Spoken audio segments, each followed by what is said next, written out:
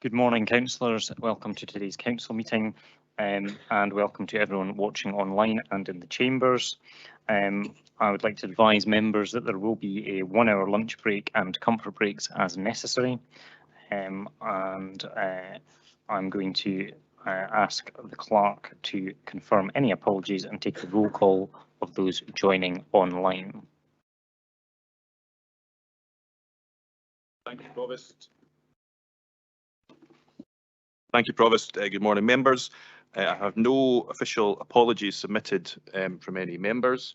All members are present in the chambers other than the following members I believe are online. So if I call out your name, can you confirm that you're virtually present with us? Councillor Allen.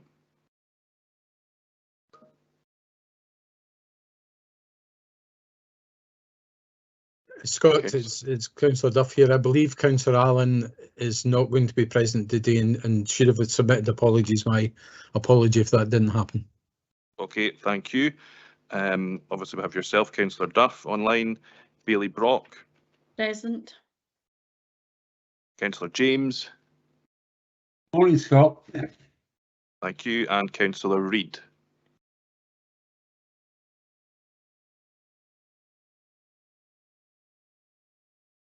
I believe Councillor Reid was having some difficulty accessing the meeting this morning and the IT are currently trying to help him get connected. Thank you. Okay, thank you.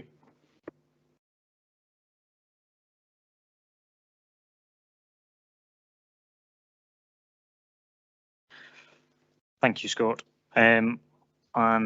Members, we have a considerable amount of business to get through today, and therefore I am just advising members that we will be keeping strictly to matters as they should be in terms of standing orders. Therefore, questions should be succinct and relevant to the paper or the motion, and that I will ask officers also to be succinct in their answers. I'm now going to also just mark the fact that many members in the chamber may be aware that former councillor Alan Livingston sadly passed away recently. Councillor Livingston was served a number of different years in the council over different terms and was also a convener of the previous Environment and Infrastructure Committee during his time here. So I would like to mark that this morning, and I don't know if anyone else wishes to make any remarks on that. Councillor Peter Barrett. Thanks, Provost. Alan Livingston and I were both elected as Scottish Liberal Democrats on the same day, which was the 1st of May 2003, in the days of single member wards and the first past the post elections. Alan succeeded his wife Christine as the member for Ruthven Park. And as you say, he was convener of, well, I thought it was enterprise and infrastructure in those days, but it may well have been in environment. It was certainly E&I. He was a keen advocate and champion of local business and economic growth during that council term. I didn't always see eye to eye with Alan. There was a period where we dominated the front pages of the local press, the Courier and the PA, on opposite sides of a debate on the introduction of parking on Tay Street, and it caused some consternation, if not envy, amongst other councillors and groups that the Lib Dems were leading both sides of the argument. In 2007, with the introduction of multi-member wards, Alan was unsuccessful in seeking election in the new Strath Tay ward, where he was well known, having been reader in the Kinclaven and Cluny parish. The church was a strong and important part of Alan's life. I met Alan most recently at the Perth Street Pastors social meeting last month. To be honest, he didn't seem his usual effusive hail fellow well met self, which is how I would like to remember him, and I want to offer my condolences and those of my group to Christine and to Alan's family. Thank you, Councillor Barrett, for that lovely tribute. Councillor Shires. Thank you, Provost. Alan Livingston also served with our group for a number of years and was certainly a larger in life character. And bear in mind, I had Alan Livingston, Barbara Vaughan, Dennis Malloy, Murray Lyle, Kathleen Baird. Yeah. And you never quite knew what was going to happen at any of our group meetings, I can assure you. So our thoughts are very much with Christine, his family, but also all of his wider connections through the church and various other different groups. And I hope that next Thursday, lots of people will come with brightly coloured socks on to mark his sartorial elegance. He'll be missed by many, and he certainly will be remembered by all of us. Thank you, Councillor Shires, for that equally lovely tribute, and Councillor Drysdale. Thank you, Provost. Early in my political life, before I saw the light, I was an associate of Alan, and as has been said by Peter and Caroline, he was an ebullient character, full of life, full of laughter, but with a serious political message behind that. I didn't know of his death until a few minutes ago, and I'm really sad that we won't be seeing him around. He was indeed a great character, both politically and in life in general. He'll be sadly missed. Thank you, Councillor Drysdale. Members, I would now like to move to item 2, which is declarations of interest. Do any members have any declaration of interest in respect of today's business? Councillor Sheila McCall. Thank you, Provost. I have 2 declarations of interest, with item 7 as a member of the Adult Protection Committee and item 10 as a member of the Harbour Board. These are non-financial interests. Thank you. Thank you, Councillor McCall. I don't see any other indications for declarations of interest. Bailey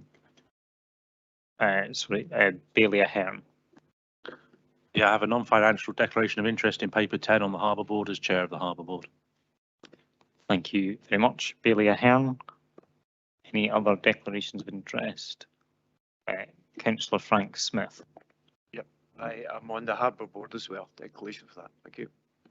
Okay, thank you very much, Councillor Smith. Can I ask, can I remind members to please put your comments and declarations of interest, etc., in the chat? Councillor Ian Massey. I have a non-financial interest in paper 10, the member of the Harbour Board. Thank you very much, Councillor Massey. And I'm going to invite the clerk to come in at this point. Sorry, Provost, just to advise, previously when I did the roll call of those members online, I forgot to confirm that Councillor Willie Robertson is also joining us virtually.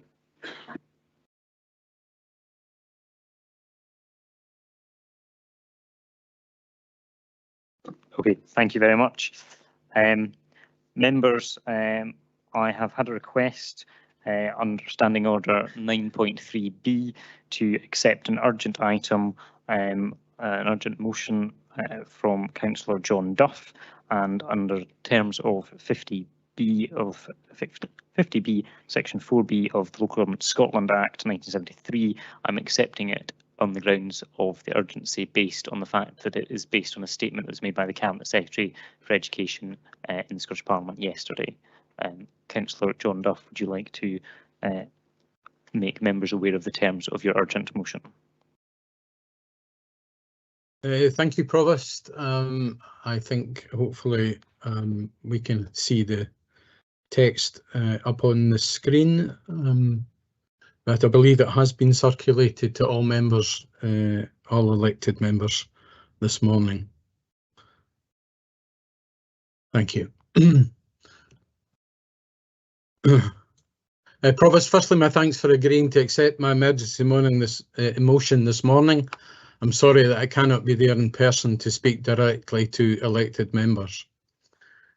Elected members will be aware that in the Scottish Parliament yesterday, the Cabinet Secretary for Education and Skills stated quite categorically that she would financially sanction any council which accepted budget proposals that reduced teacher numbers or support staff, or which made changes to the school week.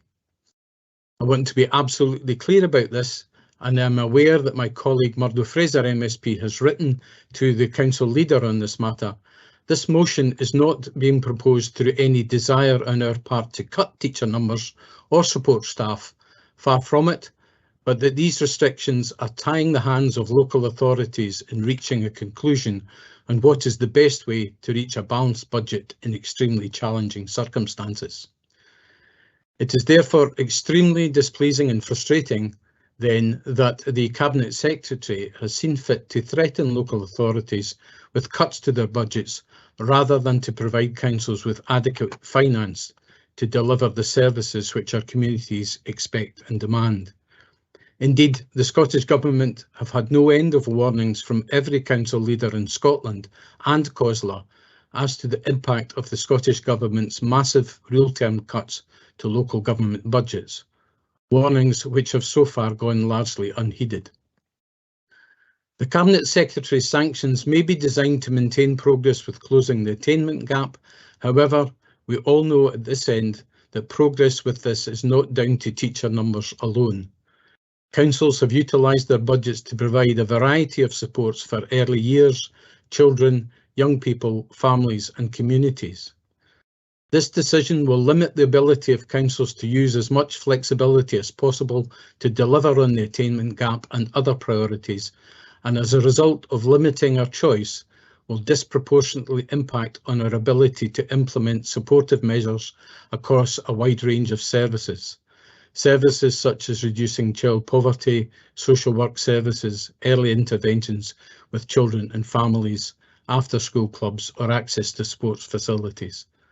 Alternatively, councils may have to consider far more significant council tax rises than planned, placing further substantial burdens on household budgets. Provost, we believe, as COSLA do, that the Cabinet Secretary's statement undermines the democratic mandate of local government and is a U-turn on previously agreed flexibilities for council budgets promised by the Scottish Government. As a result, I have little option but to request the Leader of the Council to put pen to paper once more to make our views known to the Cabinet Secretary and the Deputy First Minister in the hope that we'll see sense and either reverse this decision or provide adequate funding to local authorities to address the significant real-term cuts which the Scottish Government have delivered to our budgets. Provost, I commend the motion to the Chamber. Thank you. Thank you, Councillor Duff. Councillor Shires to second.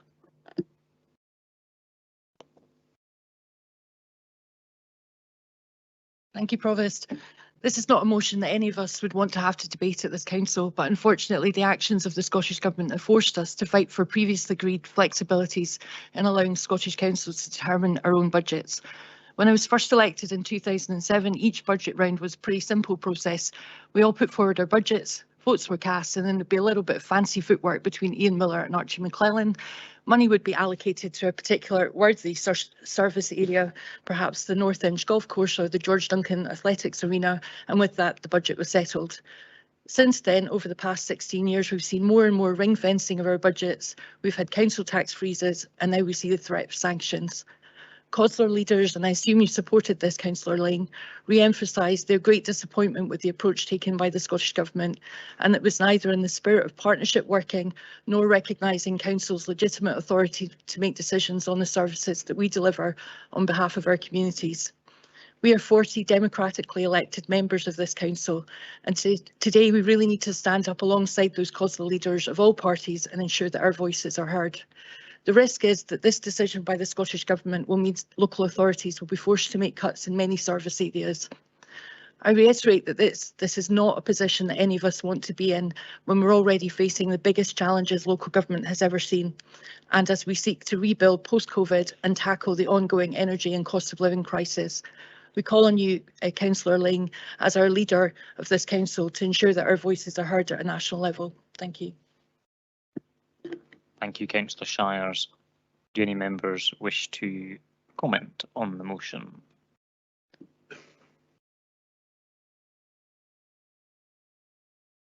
Councillor John Reddick. Thank you, Provost. I actually do accept that the time of this is really inconvenient. I don't think there's much doubt about but it is well intentioned, given what we know about adverse childhood experiences, given the need for early interventions and closing the poverty-related attainment gap, and the requirement to make the societal change, the radical societal change that we need to make. That's the intentions of this announcement. And if I can quote something, the cutting of teacher, I might be paraphrasing a little bit, I don't think so. The cutting of teacher numbers and changing working time directives will be catastrophic for families and will make a mockery of Perth and Kinross's commitment to young people. There's nobody in our group that said that. That was Murdo Fraser MSP in the Scottish Parliament last month. You can't have your cake and eat it. We're either going to do these things or we're not. And we've been asked simultaneously to not to do it and do it.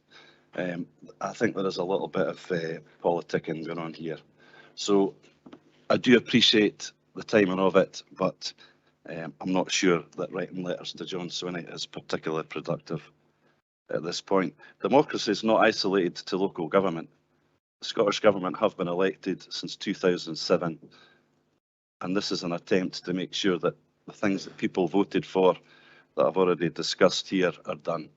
Thank you, Provost. Thank you, Councillor Reddick. Councillor Waters.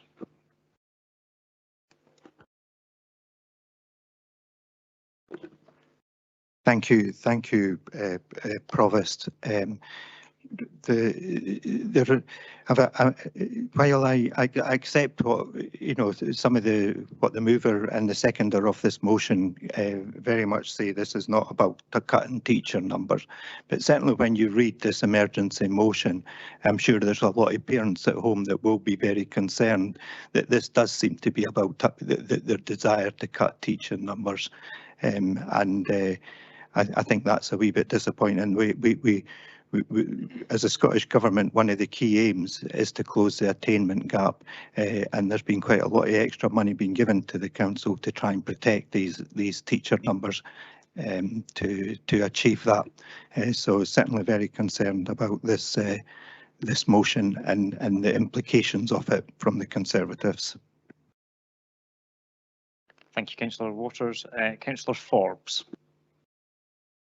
Yeah, thanks, Provost. This to me is not necessarily about whether we should or whether we should not be cutting teacher numbers. Nobody wants to do that. That's just a reality of the situation we're in. This is, to me, is much more about local democracy. And I can't believe I'm going to say this, but I actually find myself agreeing this morning with the leader of Glasgow Council, Susan Aitken, who said decisions must and will be made here in Glasgow.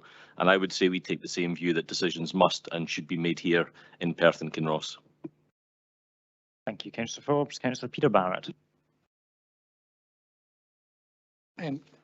Thanks, Provost. The letter issued by Shirley Ann Somerville yesterday is a demand that Perth and Kinross Council employs 1,419 teachers on census day and an unspecified number of support staff that they're due to publish on the 21st of March based on last year's census. So it seems kind of strange that they don't even know how many support staff they want to have before they hit us with financial penalties.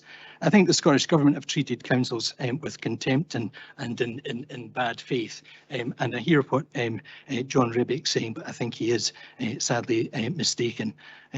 With regard to funding, COSLA asked John Swinney for an additional £1 billion to deal with the exceptional and unprecedented pressures of massive inflation, increasing demand and increasing complexity of demand. And I sat in front of John Swinney at the meeting where we put our case to him.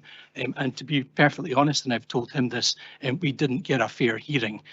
Our pleas were dismissed as the scaremongering antics of finance directors and savings proposals that would never materialise.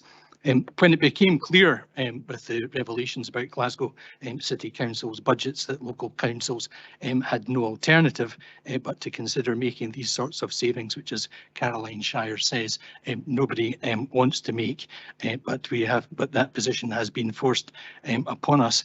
Instead of responding to council's genuine financial predicament, which the Scottish Government professed to recognise, they reached for the big stick.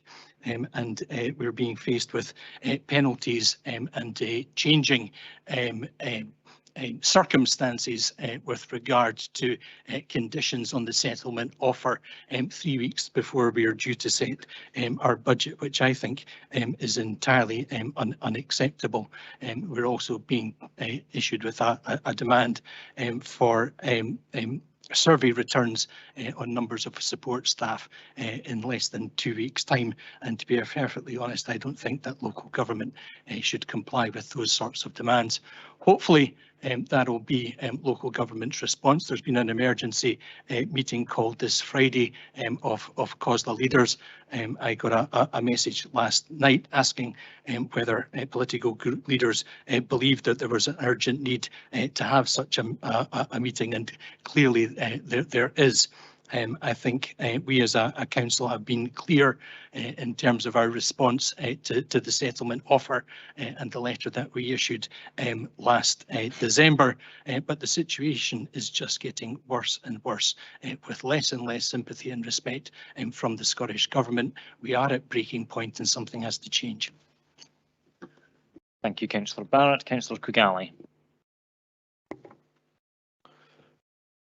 Despite the obvious frustration from the SNP group about this motion, it is important to point out that it's perfectly possible for a local MSP to express deep concerns about the devastating cuts that this administration is likely to make, and for us all to stand up for the principle of local democracy that this Scottish Government seems so intent to both dilute and desecrate.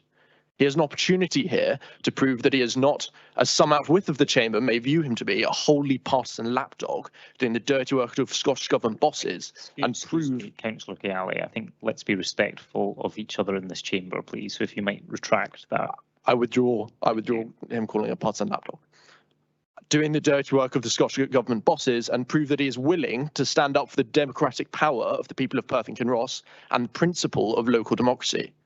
So it's time to drop the outrage and in fact stand up for the powers and principles of local government and start delivering for the people of Perth and Kinross rather than excusing this attack on local democracy yet again. Leader of the Council. Thanks very much, and I think most of the outrage came from Councillor Kugali. I haven't heard any rage from anybody else yet in this chamber. I find it, I agree, and I have lobbied and through COSLA as well for a settlement and improve the settlement that we as a council have, and for flexibilities. This emergency motion today is brought specifically after what was commented yesterday, because that's why emergency motion was allowed by. So I find myself in this position where the Conservatives, I would say it's opportunism to bring it rather than a sensible approach to continuing to put pressure on to get a better settlement and more flexibilities. And I find myself from the Conservative Party and the parliamentarians being asked to do two things. I can quote, there is a growing concern across Scotland that councils are looking to reduce the length of school week in an effort to cut costs, and that pupils will not have access to their normal teachers and educational resources all week. This is a potentially disastrous blow to their long-term academic success. It goes on to say, not only would the decisions to do this would have a huge impact on children and young people, it would also be catastrophic for working parents and make a mockery of Perth and Kinross's commitment to young people. Now, that's what I'm being asked to do on one side by a letter written to me, and on the other side, I'm being asked to write to allow us to do exactly that.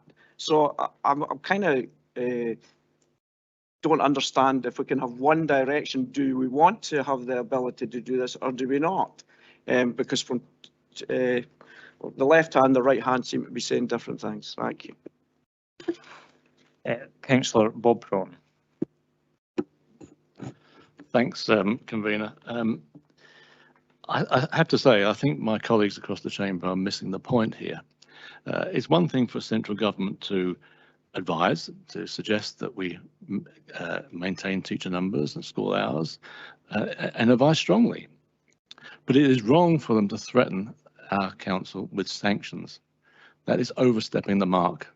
And we should be united as a council to protect our democracy, to protect our position. It's our duty to do so. I think it's also important to say that it's not opportunism.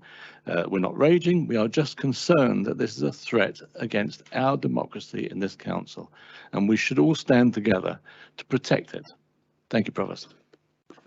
Thank you, Councillor Braun. I have no other indications of members wishing to speak. Therefore, councillors, can we agree the motion? Agreed. Thank you. Agreed.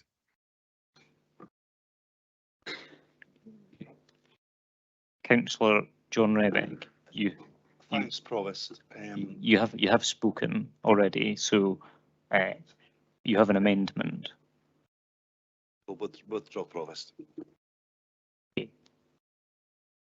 Is there any amendment? No, I think we've stated I don't mind writing it because I do agree that we should be pushing for funding, but I think this is political opportunism, and I would like to okay. What I have to write to Council would concern not specifically the case of the teacher numbers, etc. Right. I think we have an agreement. Basically, the leader of the council is going to write as per the motion. Is the council agreed? Thank you. Item 3, minutes of the previous meeting. Are members happy to agree the minute of the previous meeting of the council meeting on the 21st of December 2022? Thank you. Item 4 is the outstanding business statement. Are there any questions on the outstanding business statement from members? Bailey, Alistair Bailey. Thank you, Provost. My concern and my question is about item 9. I believe, having reviewed the letter that the leader of the council sent, I don't believe that that action is complete according to what the council leader's own motion specified and according to the minutes. The council agreed that the letter would reference the massive real terms cut to council funding and talk about the impact the settlement will have on local services. However, the letter sent had the word massive omitted in the context of the funding cut. It had the word perhaps inserted with regard to the most vulnerable impact. Furthermore, it took 1 month to actually send it from the date of the meeting, by which time I think all of the substantive discussions were probably done in the leadership at Holyrood. And then to add insult to injury, there's a disclaimer in red text at the bottom of the letter saying it's a personal communication and not an official council position. I wonder if when the leader of the council is writing again, he may wish to restate the things that he was mandated to from the December meeting. Thank you. I will come to the leader of the council to answer the question. Thanks, Councillor Bailey. I was not aware it said it was a personal. It was footed as a personal communication because obviously it came from the council, and it was. I think I was instructed by the council to write. I think it was at the top of the letter, and I apologise if you feel it was not written in the spirit that you wished. I will have to employ a minute secretary down here to take the note of all the letters that I have to write. So I apologise, and I will endeavour to convey the feelings of the council more fully in future. So if you accept that apology, I'd appreciate it. Thank you very much, Thank Mr. Leader. Councillor Colin Stewart and then Councillor Cook-Alley. Thank you, Provost. The minute of the last meeting noted that the committee timetable was due to come back to this meeting of the council, but it's not on the agenda. And there's a note on the outstanding business statement that's been deferred further, and I just wondered why that was. Acting Democratic Services Manager will come in on this point. Thank you, Provost. Yes, it was intended that further revisions to the timetable were to come back to this meeting, having the original item being deferred from the December meeting. However, there is still ongoing further discussion amongst all of the political groups, specifically not to do with the timetable changes that we're looking at, but now looking at the wider picture of scheduling various meetings on a Monday. So those discussions continue with the different groups, and my hope would be to bring something back to the next available council meeting. Thank you. I have no further questions on the outstanding business statement. Therefore, members will be happy to agree the outstanding business statement. Thank you. Item 5.1, notice of motions, alternative methods of celebration. This item was withdrawn by the mover and seconder, and they will resubmit it for the council meeting in May. Item 5.2, making a point of clarification from Bailey Ahern. Yeah, we've been asked for a second time to defer this motion that was before us in December. Can I be clear that it's going to come back word for word as it was in the December meeting, or all these changes that have been looked at and all this further information is going to have a completely reworded motion, in which case it would be a new motion and not deferral of an old motion? Yes, so I will come to the mover of the motion just to clarify the position. Thanks very much, Provost, and thank you very much, Bailey Ahern. I'm waiting still on council officers to issue the paper in regard of the answers to the questions that were asked in December meeting.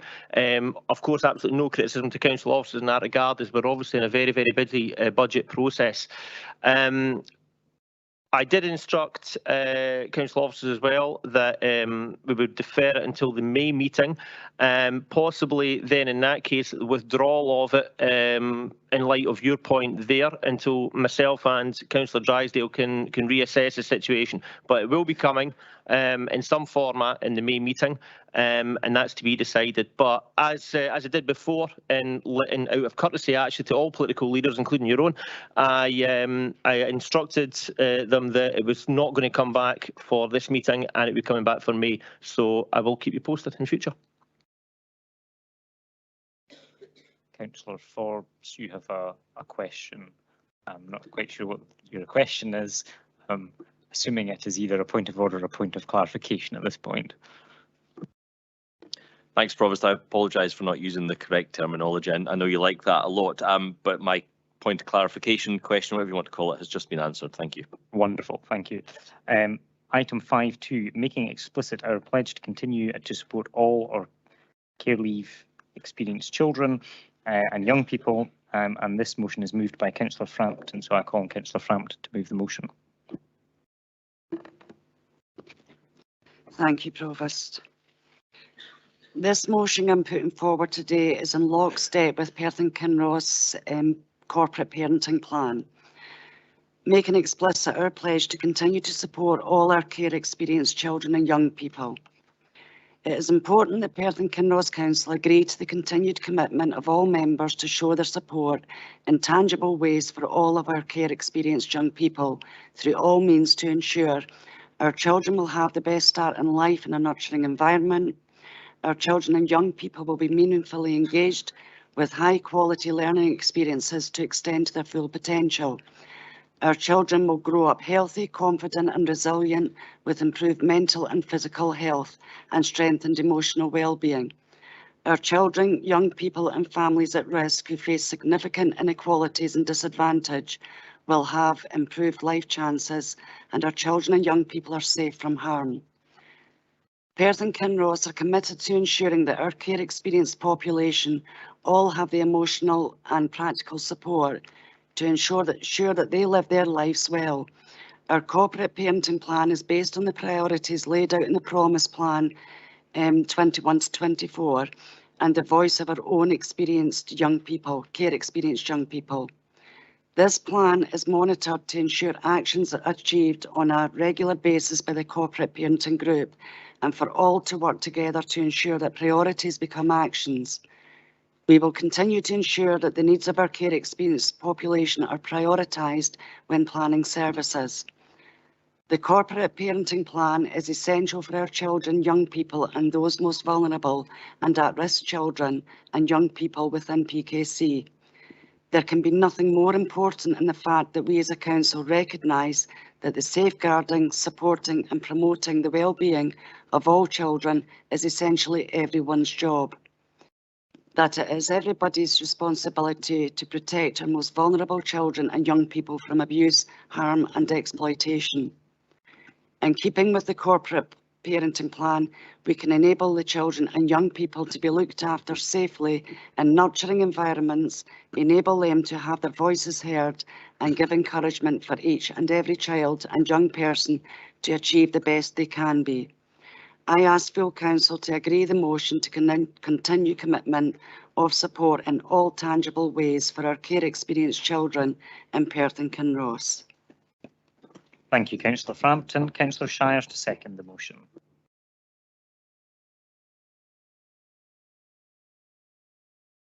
Councillor Frampton, is your mic still on, perhaps? It's me. Thank you, Provost, and thank you to Councillor Frampton for asking me to second this motion, which I'm very happy to do. I'm also delighted to see Bill Atkinson, Hazel and Ross sitting in the chamber, three of the real leading lights in this area of the work of the Council. As convener of lifelong learning, one of the areas of the business I found the most emotional was meeting those who work with our care experienced young people. Hearing the stories of these young people, of the experiences that they've had and the barriers that have been put in their way wouldn't fail to move anybody.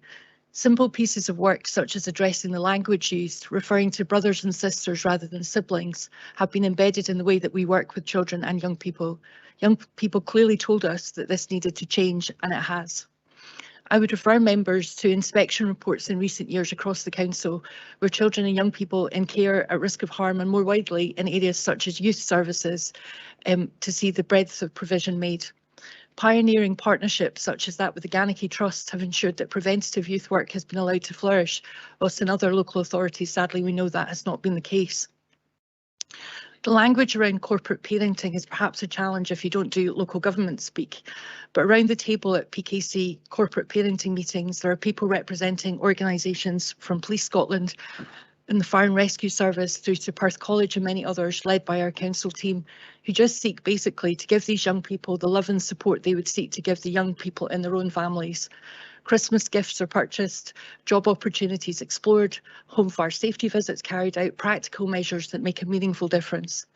The motion before you builds on the promise that this council has signed up to back in 2020, and I would urge all councillors to familiarise yourself with the corporate parenting plan and the commitment to ensure that all our children and young people have the very best opportunities in life.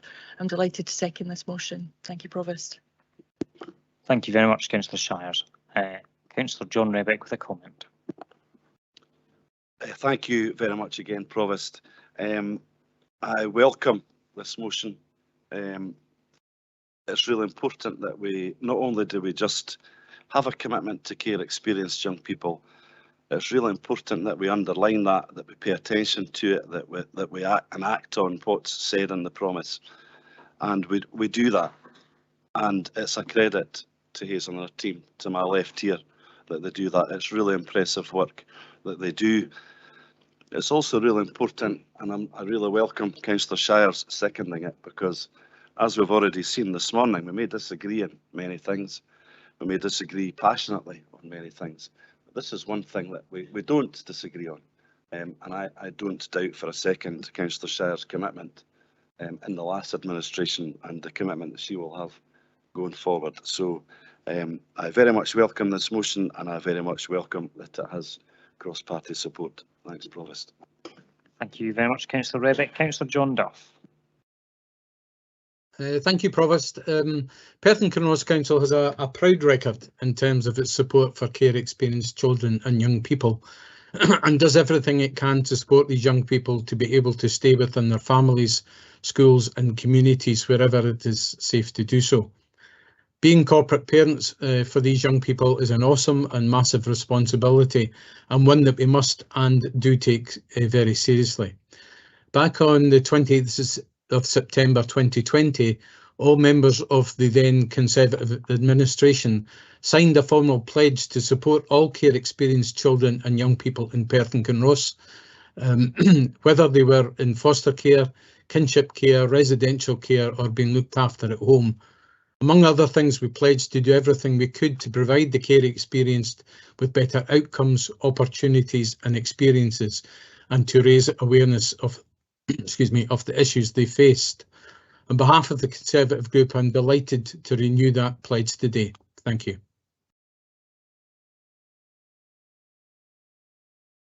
Thank you, Councillor Duff.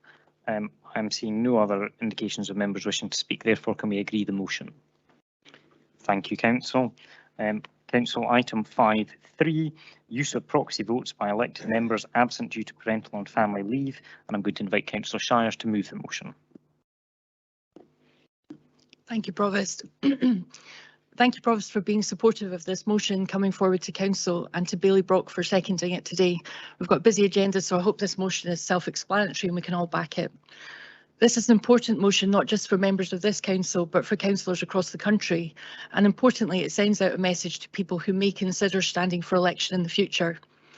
On the 17th of December 2008, and he'd be mortified that I'm reading this, the minute of the meeting of Perth and Kinross Council records my apologies and a very kind comment from then Provost Hulbert, noting that I was currently in the maternity ward at Nine Hospital awaiting the birth of my child, and the best wishes of the council were sent to my family. Given the length of some of our meetings, it might seem harder work than giving birth, but that's another story. We have a copy of that minute in Ben's memory box, and in some ways it means even more, as it's been such a long time since a councillor had last become a parent, and it's been 14 years since Ben was born, and we've welcomed many grandchildren, but no other councillors have become parents during that time. I recall the kindness of my colleagues and especially of officers in the months prior to Ben's birth and following it. In fact, both Ben and Martha have happy memories of attending council meetings with me, or so I tell them, when they were young children and being made to feel very welcome. However, I can attest to the pressure in the months immediately following Ben being born when I came back into the council just weeks after to attend budget meetings. I often brought in with me or relied on support from family and friends, how I would have welcomed proxy voting, when I could have appointed a colleague to vote on my behalf at full council meetings to relieve some of the pressure at what was a challenging time. Hybrid would have been helpful, but I think in some ways it might have been even more stressful, and my attention would have been in different places rather than focused on the meeting taking place. I've also added into this motion a line regarding members who have longer term illnesses. We've had colleagues from all parties who have sadly been taken ill and required treatment. That too has added stress to their situation, as they felt they were letting the side down by missing full council meetings. If we are asking the Scottish Government to consider proxy voting for those on parental leave, then I would think it is sensible to consider proxy voting in the situations we're all aware of, where people are having treatment which leaves them unable to fulfil their role, or perhaps even where they have been recently bereaved, all situations that this council has seen in recent years. The details of that would need to be worked out, but I think it would be sensible for this to be considered at the same time. I hope, Councillor Lyne, that you will feel able to support this measure, and should Council agree, that you'll get your pen out again and write to the Scottish Government, as colleagues from other local authorities are doing, and seek that legislation is passed which will ultimately, I hope, see our chamber, like those at other levels of government, be a more family-friendly working environment, where councillors can have the opportunity to be absent for good cause without feeling they're failing in their duties. Thank you, Provost. Thank you, Councillor Shires. Bailey Brock, second, please. Thank you, Provost. I'm delighted to be able to second this motion today. The current laws governing local authorities were mostly drafted 50 years ago, and whilst they may have reflected attitudes at that time, they most certainly do not reflect the modern world of 2023. In every other job now, there are provisions for parental and family leave, even at the most senior levels in Parliament, but local government appears to have been forgotten about, and despite COSLA having raised the issue over the years, there has been little action to make changes. This failure to provide an inclusive environment at local government level will discourage parents and carers from putting themselves forward to serve their local communities. This leads to a smaller pool of people willing to put themselves forward, and thus reduces the diversity of our elected representatives at a local government level. It is vital that we take steps to make local government a truly inclusive environment, and I hope that the Scottish Government will hear our calls today and take action to end this anomaly by introducing proxy voting for those on parental or family at local government level, in line with other levels of government. I am pleased that we are also calling on them to bring in provisions regarding elected members who have been certified as long-term sick. It's ridiculous in this day and age to expect seriously ill people to come in to vote whilst receiving treatment, when they, like any ill person, their sole focus should be to get better. I hope this motion is supported by all groups in the chamber today, as it's truly an issue that affects councillors of all colours, and is about ensuring that the votes of the electorate continue to be reflected regardless of an elected member's personal family or health situation. I commend this motion to the council. Thank you. Thank you, Bailey Brock, Leader of the Council. Thanks very much, Provost, and thanks to the two introducers of the motion. Of course, I will be happy to happier this time as well. This will be one of the easier ones to write. I'm extremely glad that we have a new member support Bryony, because the number of letters I have to write, I'm needing all the support I can get. So yes, I'd just like to comment, if we are as a council, a local authority, want to encourage a more diverse number of people with different backgrounds coming forward to help us make better decisions moving forward and have the possibility to stand for election, I think we should do everything we can to enable that. So thanks for bringing this motion, and I'm very happy to write.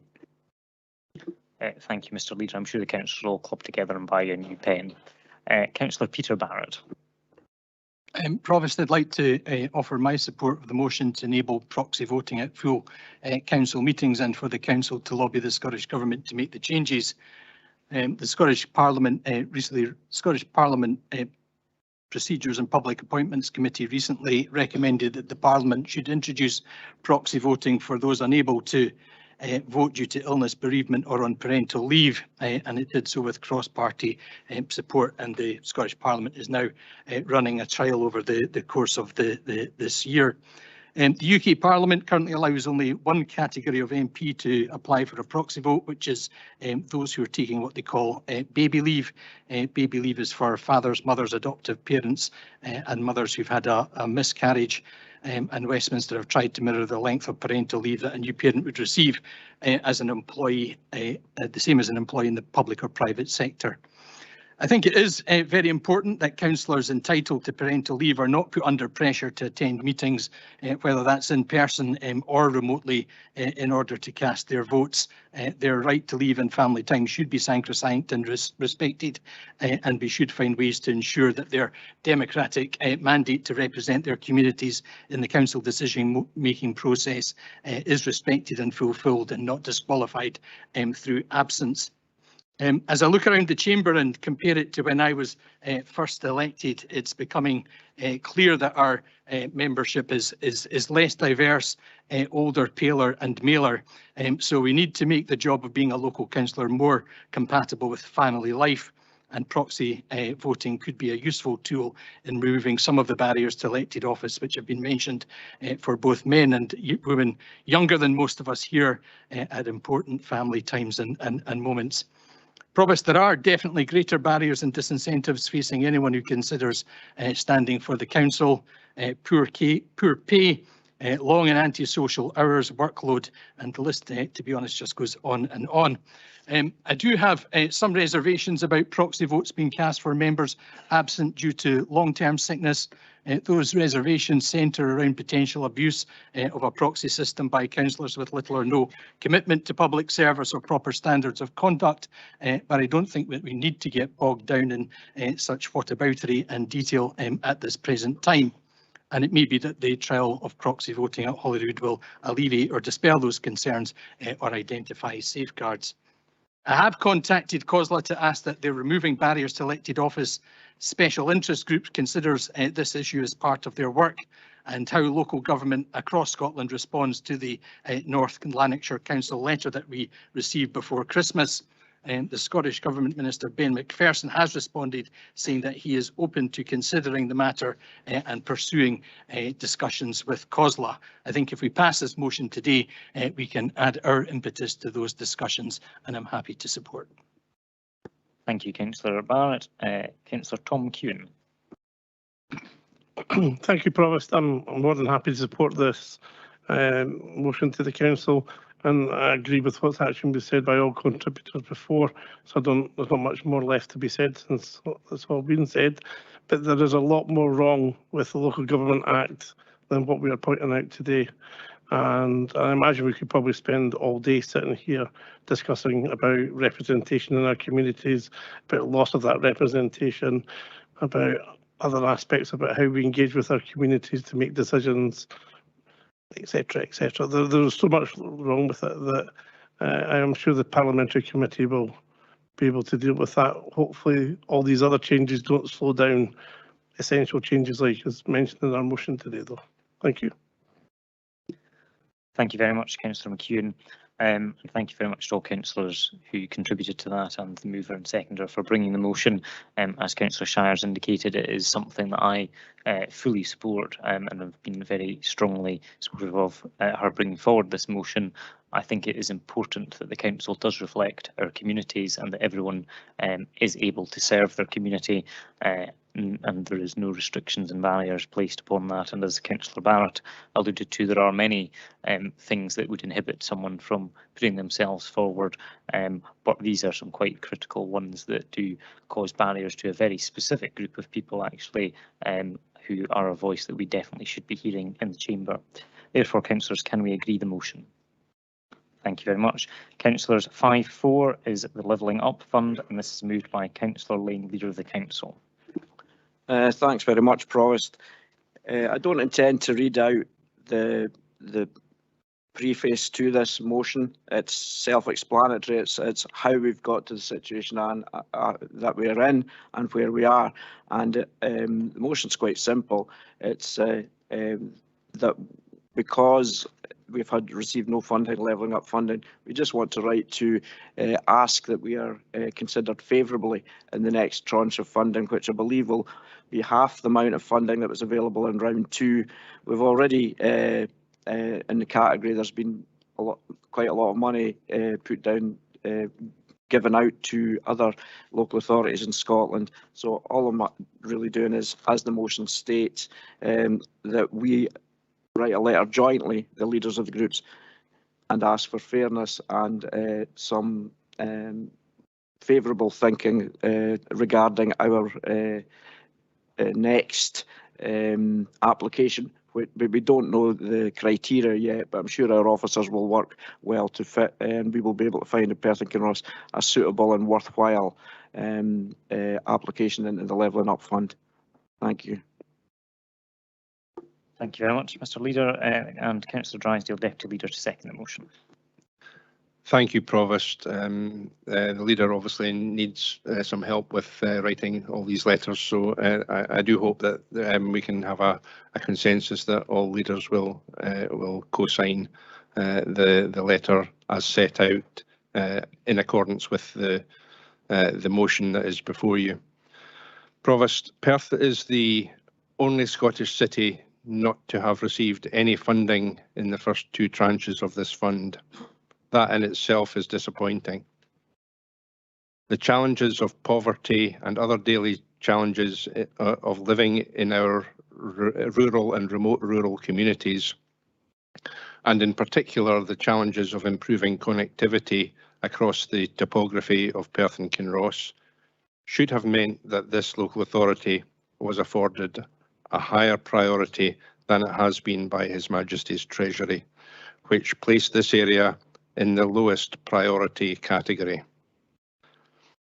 I also note today that the Secretary of State for Levelling Up, Michael Gove, despite the attempts of the Prime Minister yesterday to shuffle him out of that post, is suggesting that he will visit a Tory-led council, Murray, to provide feedback on its previous bid.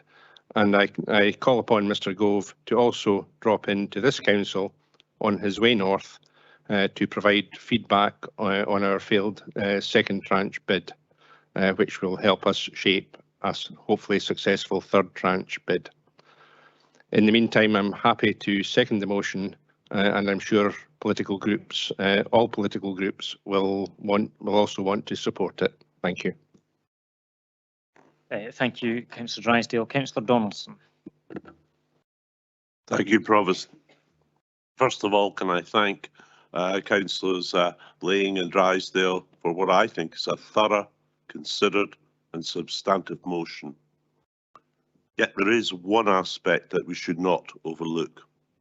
That aspect is the European dimension.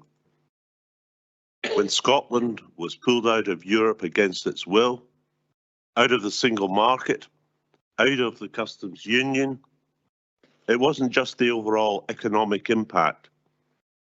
It wasn't just the ending to the free movement of people within Europe, and what locally that has done for tourism, for agriculture, for the care sector.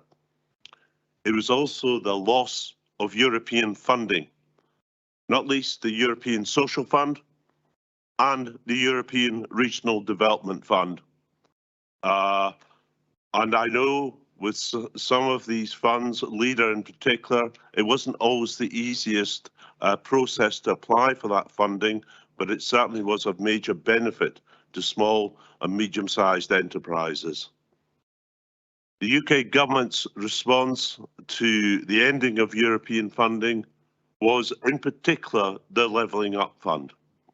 I don't know exactly the figures that we got from the European Social Fund, European Regional Development Fund and others, but certainly so far for the people of Perth and Kinross, with the Levelling Up Fund, the result has been zero.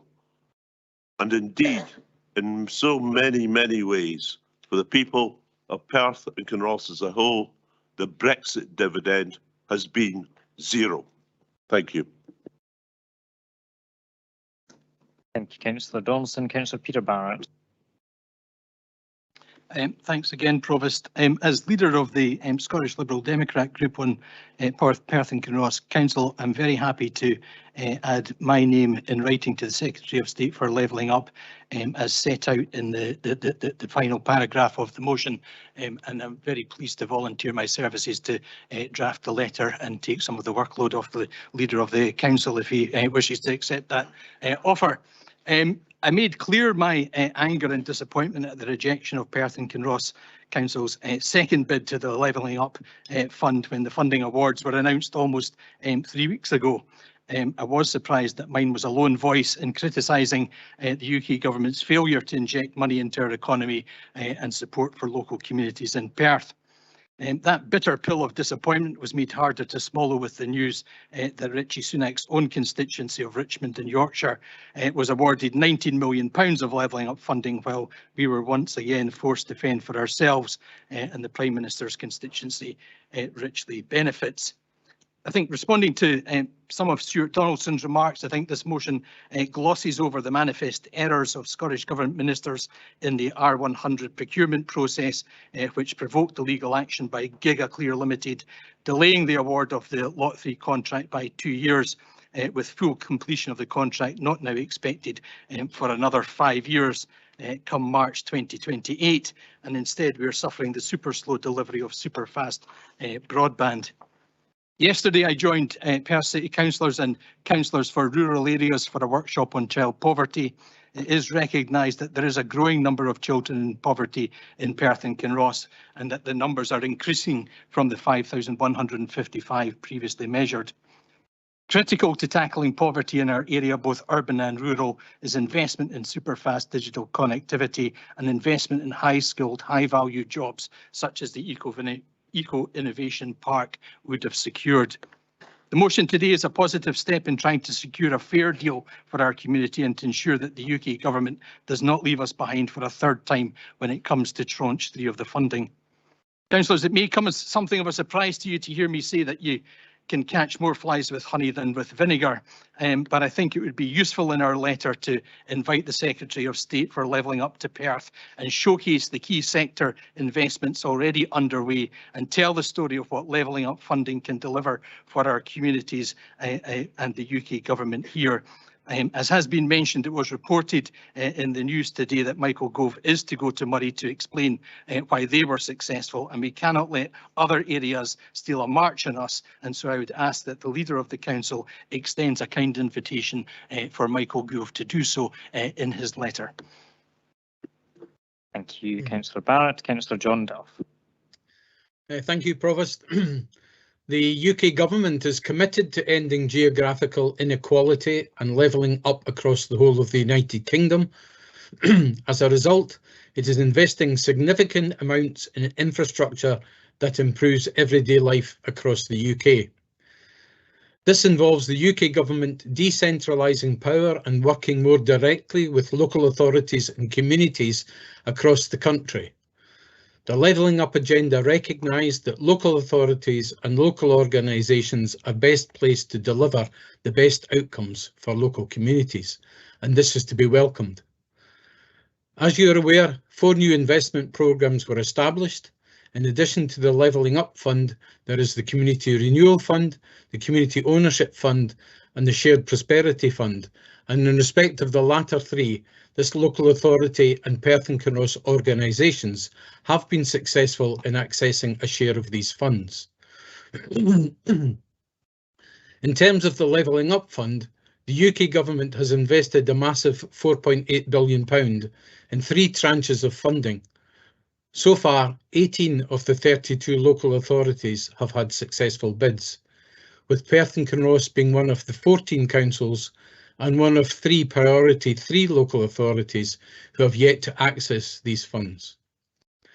In the aftermath of the announcement of the successful Tranche 2 bids, I have already written to the Secretary of State for Levelling Up Housing and Communities asking that all those who have not yet accessed Levelling Up funds are prioritised in terms of receiving comprehensive and rigorous feedback on the reasons why their bids were not supported, and that civil servants prioritise working with these local authorities, including Perth and Kinross, in terms of support for their bids for cultural funding under Tranche 3.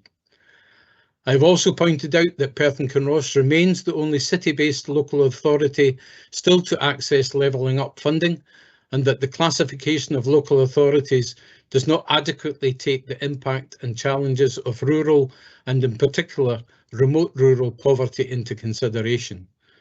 Finally, Provost, I've requested that prioritisation in Tranche 3 is given to bids from those local authorities who are still to access the Levelling Up Fund.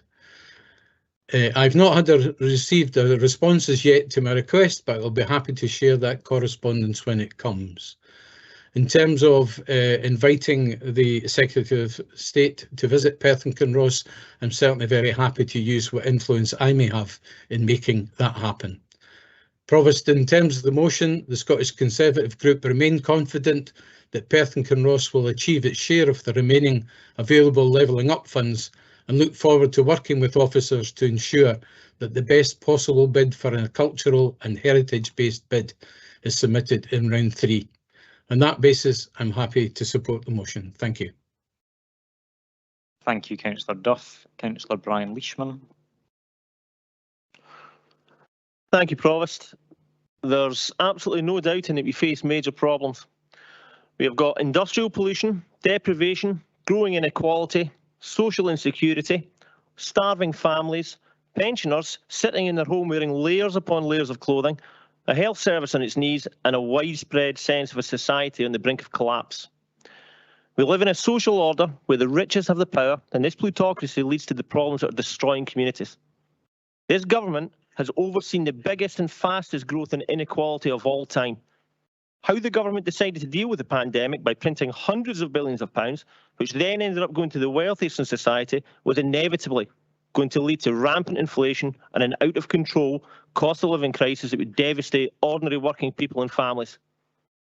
On their watch, they have allowed the living standards of ordinary people to lessen to such an extent that 1 in 4 children in Perth and Kinross live in poverty. Scandalously, we have seen the normalisation of food bank usage. And even worse, we're heading the same way regards warm spaces. Food banks and warm spaces are an indictment of a government that refuses to reduce the scale of hardship people in Perth and Kinross face. As much as it's hard to believe, I'm only 40 years old. In my lifetime, the nature of poverty has changed. When I was growing up, generally the predictor of whether you were going to be poor used to be if you had a job. Now, the majority of households that are poor have at least one worker in them. We say that we are one of the richest countries in the world, but the reality is that the poorest fifth of our population are poorer than countries in Central and Eastern Europe. We have embedded regional inequalities, so the demolition of a couple of shopping centres or the conversion of a vacant office block, that won't be the catalyst for the transformation of communities that we really need. There'll be nothing more than a Potemkin village. We have big problems, and Levelling Up offers minute solutions. The measurement of what kind of government the country has is a simple one. Do they add more to the abundance of those who have much, or do they provide enough for those that have too little? And it's obvious what kind of government this one is. They had the chance to rectify some of the damage to communities obliterated by the 1980s and 1990s predecessors. But the Levelling Up Fund is another in a line of inherently unfair policies. Areas get their begging bowl out and compete against one another in a dog-eat-dog contest. We shouldn't be competing with Lanarkshire, Ayrshire, Stirling or anywhere else. We will never solve inequality until we start talking about haves and have-nots and stop nepotistic policies that leave communities behind. So while I'm torn, I have utter contempt for the flawed nature of this policy, as it won't rebalance the economy or correct the inequalities that austerity has made worse. But I still want Perth and Kinross to receive something. So good luck in writing to the Secretary of State. Thank you, Councillor Leishman. Councillor Kigali. I would like to preface this by saying there are some really fantastic projects in Scotland that have received money. It's 350 million that has gone out to some of those projects. And if members haven't had a chance to go through them, there's some points of real inspiration. And at the same time, I think we're all going to be frustrated, obviously, that Perth and Kinross didn't. But considering it is a bid process, there is an element of this where I think we need to look inwards and consider the feedback that we will get eventually, and consider why potentially we didn't get it this time, and then really tailor the project next time to make sure that we do. It can't all just be about, woe is us, we're just going to continue doing the same thing. We have to be able to evolve here and look to make the use of this fantastic resource that is coming from Westminster. Okay, Councillor Forbes. Thanks, Provost. I just want to quickly pick up on something Councillor Donaldson mentioned, his outrage at the fact we're no longer in the Customs Union. I will remind him of the Clark Amendment, which would have kept us within the Customs Union, but thanks to the SNP, his colleagues at Westminster abstaining, that fell, and delighted to see that the SNP are finally coming around to the idea that being part of a union is a good thing. Deputy Provost. Thank you, Provost. I just want to pick up on a point made by Councillor Leishman. And not all effort in society can be rewarded, sadly. But it seems mighty strange at a time when we are all seeking across all levels of government to be more and more cost effective, that we have a process here that builds in wasted effort. Thank you. Thank you, Deputy Provost. Bailey. Thank you, Provost. I'll of course lend my name to this letter, but first I'd like to remark about how the levelling up agenda, which when conceived was all about tackling economic inequality throughout our country and solving the London-centric nature of our economy, has now become a Hunger Games style contest which pits council against council to win back the funding that has been taken from them in recent years. Yes, it's a bid-based process and there's a sort of veneer of fairness. However, I'd like to just juxtaposition two things for a moment. In January 2019, Nicola Sturgeon visited this area and we were awarded £40 million to build a bridge. The less said about that, the better. In January 2023, we get no money from this process. What's interesting is that in January 2019, we were an SNP Tory marginal at Westminster with 21 votes in it. In January 2023, Pete Wishart MP has a 7,500 vote lead, and we're ignored by the powers that be. It's funny how times change, isn't it? Thank you, Provost. Okay, Councillor Colin Stewart. Thank you, Provost. I'll be very brief. Just to note that although the independent group doesn't have a nominated leader, I'm sure we will be happy to support the writing of the letter and to provide a nominated representative to put our signature to it. Thank you, Councillor Stewart. I see no other contributions, therefore members, can we agree the motion? Thank you. Members, item 5.5, cooperation with the Chinese Communist Party. I'm going to invite Bailey to move the motion.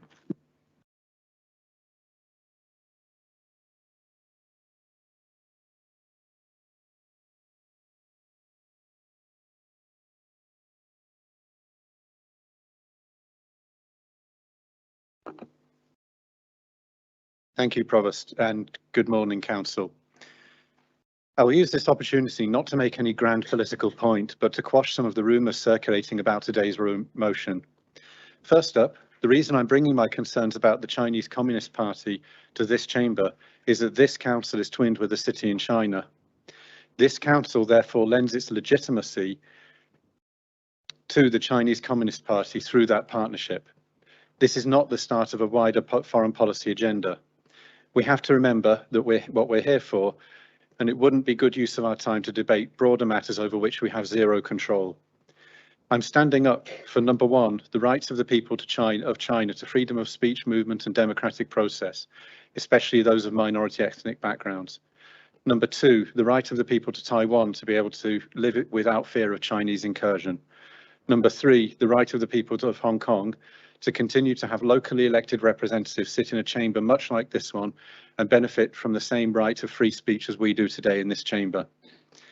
This motion is against the ruthless oppression of minority ethnic groups in China by the CCP, the disallowing of opposition political movements in China by the CCP, and the CCP's attempts to influence persons out with China into doing their bidding of the CCP. And that's particularly what worries me about our relationship with the CCP at this council. Its effect is to prevent official visits in either direction and to stop funding flows. This motion does not stop our twinning, and it does not stop anyone from China, whether a CCP rep or not, from visiting our area. What it does mean is there'll be no official hospitality for those officials if they do choose to come, although they will still be very welcome to do so because we extend our human rights to all peoples here. Nor does it have any impact on the excellent Chinese cultural events in our area. There's a section specifying that very thing. Yes, we do have a lot of very important items on the agenda today, but where does endorsing autocratic regimes rank on that agenda? I'd say somewhere near the very top. It is the job of this council to take positions about whether or not we associate with authoritarian regimes. If it's not our job, then whose job is it? The question I'll leave you with is simple. Do we endorse the actions of the Chinese Communist Party and therefore wish to remain allied with them or not? I commend this motion to council. Thank you. Thank you, Bailey. Bailey, Councillor Kugali to second, please. I'm happy to second this motion today for quite a simple reason. We have an opportunity to do the right thing. I would like to preface this all by expressing my deep admiration of the rich culture of the Chinese people and make clear to those within the Chinese community in Perth and Kinross that this is not designed to be any slight on them, but is wholly directed at the Chinese Communist Party and their international strategy of investment, but with a cost. That cost is not monetary. It is, as we have seen in Glasgow in recent months, potentially a front for espionage and most definitely a mechanism for soft power that is almost entirely locally focused. There will be those within and outwith of this chamber that are going to try and make the argument that this is outwith of our remit and that we should not be meddling in international issues and create false moral equivalencies between the evils perpetuated by the CCP and those wrongs committed elsewhere internationally. They are quite simply wrong. This is not outwith of our remit. We're not calling on Grant to write yet another letter or simply issuing a condemnation of the actions of the CCP, but taking steps that are within our power to not give representatives of a genocidal government a legitimising platform at PKC events. It also tries to address the serious issue of CCP funding making its way into public services, bringing us in line with the priorities set out in Westminster. Just 7 years ago, PKC came under criticism from Free Tibet after it was revealed that Perth High School had received £60,000 from Chinese government programs. This is not some abstract concept with impacts on the other side of the world, but a very real, concrete motion that will have an effect on CCP and CCP-affiliated behaviour within Perth and Kinross. This should not be controversial. We're not asking for council to do something radical here. We're asking them to make a commitment regarding where funding in the future comes from and who is given a platform at council events, whilst also reaffirming our respect of and commitment to what is an incredibly rich culture and valued community within Perth and Kinross. Some of the arguments that people have made to me outwith of this chamber, we've been talking about this, about why they don't believe this motion to be appropriate, are quite frankly quite absurd, and the idea that we should not stand up to commit to those committing genocide out of fear of retaliation are similarly weak. I know there has been concern from some of the Chinese community in Perth and Kinross about this motion, and I hope that if passed, the council commits to supporting them as much as possible, with special consideration for those Hong Kongers in Perth and Kinross who have been forced to flee their homes because of the CCP's actions. I hope that this is a motion which can foster cross-party support. After all, I doubt there are very many motions that Councillor or Bailey and I are going to be bringing here together. So I do hope it is a successful one. Thank you, Councillor Kugali. I'm seeing no indications of contributions request. Therefore, is Council happy to agree that Councillor Ahern? Thank you very much, Provost. What I'm about to say does not mean I condone the actions of any country's ruling party, but I think if we're going to go down this route again, we must be consistent in our approach to all countries. We have a large Chinese presence in Perth and Kinross, as well as a lot of businesses owned and run by the Chinese community. I believe as a council we should not be interfering with international governments, or more specifically in this motion, a political party, unless we're willing to accept any unintended consequences. And we must act in a consistent manner to any country that has poor human rights. Our direct relationship with China as a council is the twinning with residents and businesses in Haikau. This is not with the government, and I acknowledge the careful wording of the motion and the comments just made not to mention or break twinning relationships.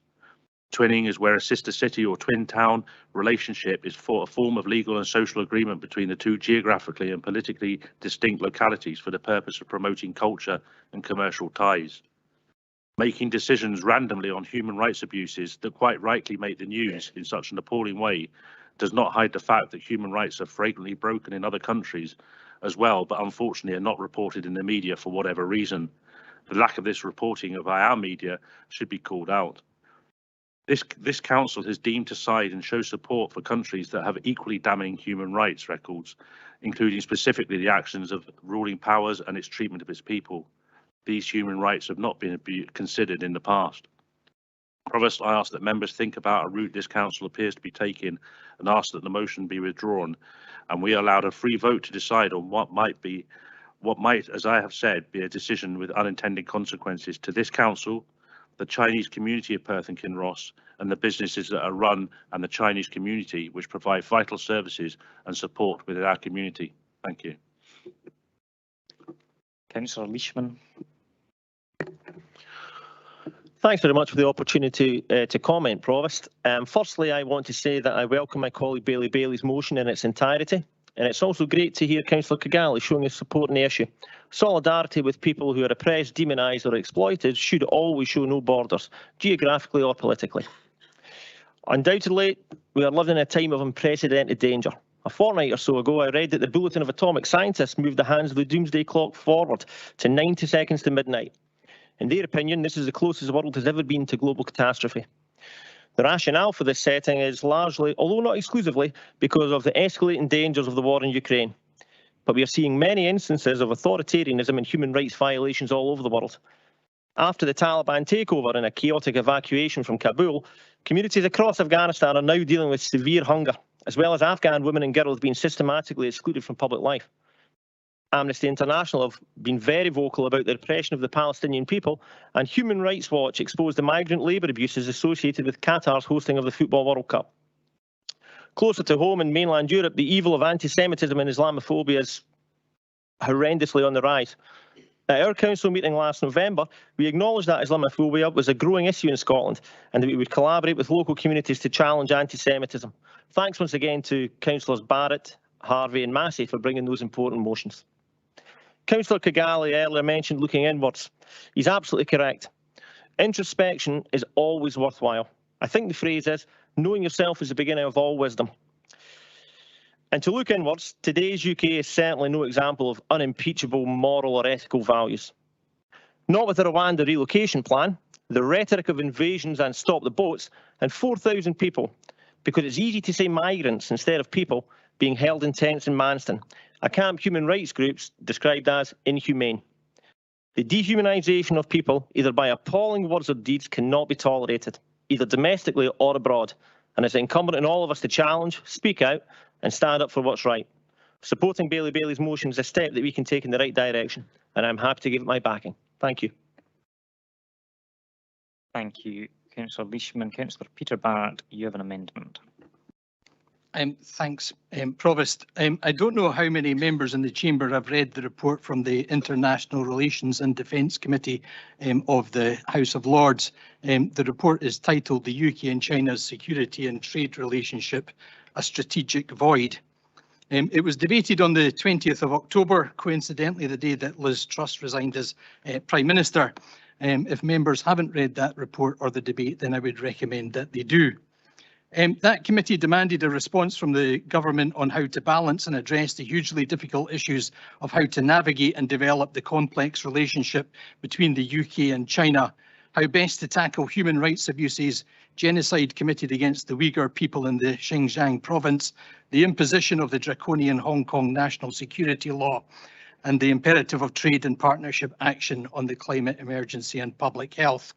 And I think if you look at this motion in its most favourable light, then it could be seen as an attempt to fill part of the void with local actions and signals. However, I think that the movers of the motion and the movers behind it have got it wrong, and the wrong signals and messages will be sent out locally and internationally.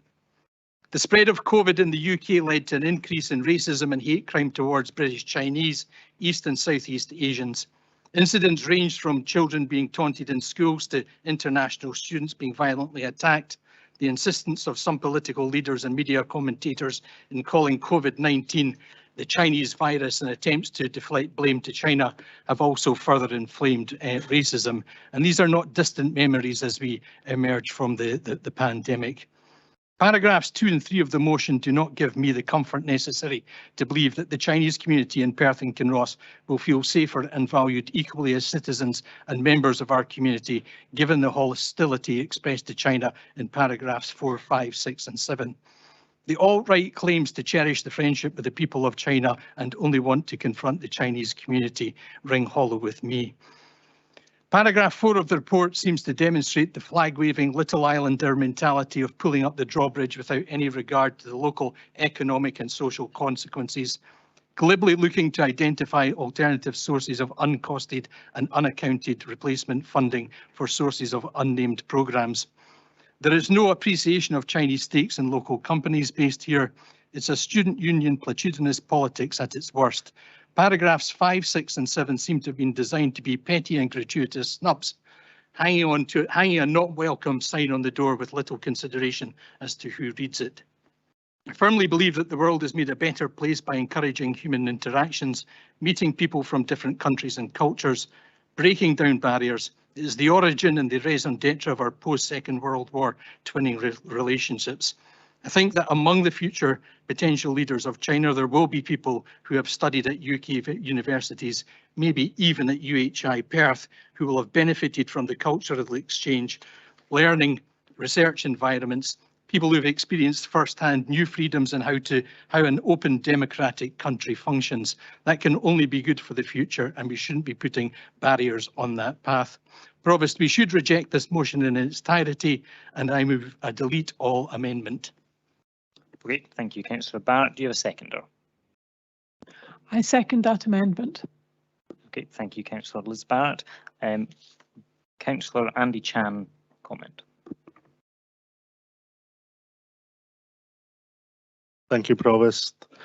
I welcome this amendment. I, like many others, do not condone the human rights issues. However, I do not believe this is the right approach, and the knock-on effect of this motion will end up damaging the friendship and links we have formed over the many years for the local Chinese community, businesses, students and tourism, and adversely impact our long-term ability to support human rights everywhere. The tartan tie I'm wearing today is a China-Scotland tartan. It symbolises friendship between two nations, but today we're discussing damaging and ending this friendship.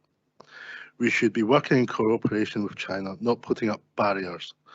Soft power influence is a far more effective mechanism than confrontation. As we build sustainable economic growth in Scotland and continue to be an outward-looking nation, China should remain a priority for our international engagement. With steady economic growth, the world's largest population, and increasing international partnership, China has an important global role. China's ambitious economic growth and infrastructure programs such as the Monumental Belt Road Initiative offer valuable opportunities for the businesses and institutions. There are huge opportunities for local companies to work with China, particularly in energy, technology, engineering, financial services, financial investment, food and drink, life sciences, tourism, textiles, and education. China is a top 5 source of inward investment to Scotland. There are many local businesses who trade with China. For example, Bing Group, Highland Spring in Blackford, Morris Leslie Group, Todd and Duncan Cashmere in Kinross, Dewars, Edrington, Spectra Glass, just to name a few, will all be impacted. With exports of Scottish salmon to China increased to 30% to the £69 million. Scottish whisky export to China increased 47% to £61 million in 2017. Edrington Group, who have the famous Grouse brand with offices in Crieff, also have offices in Hong Kong and China. The total spend by Chinese visitors to Scotland has increased by 114%, from 7 million to 36 million since 2007. Scotland and the local area has established us as a must-visit, must-return destination for key Chinese tourist markets. China regarded as key to the Scottish tourism industry and Scottish tourism businesses. We as a council and the Perth Chinese community receive no direct funding from the Chinese government for any events we coordinate with the local Chinese community. For example, the Chinese Community Lunch Club and the Chinese New Year celebrations. Any invitations to these events to the Consul General are extended as a courtesy to maintain positive relations for our local Chinese community members who still have family connections and travel to visit. I have been contacted by many within our local Chinese community, and there is a great deal of concern here within the Chinese local community about this motion, because there is a feeling that they or family members back in Hong Kong or China may be singled out or targeted because of the connections to Perth and Kinross. There is also a view that the Chinese students from China may not be allowed to choose to study in this area. I personally know that there are many Chinese students who choose to study in Perth UHI because of our friendship with HICO. Locally, Perth College, UHI and Air Service Training at Scone Airport have a relationship with China universities, but this could be damaged the relationship present and future. International students from China studying at Perth College, UHI, Strathallan, Morrison's, Glenalmond, Craiglowen, Kilgraston schools, with Craiglowen Prep School having set up branches over in China.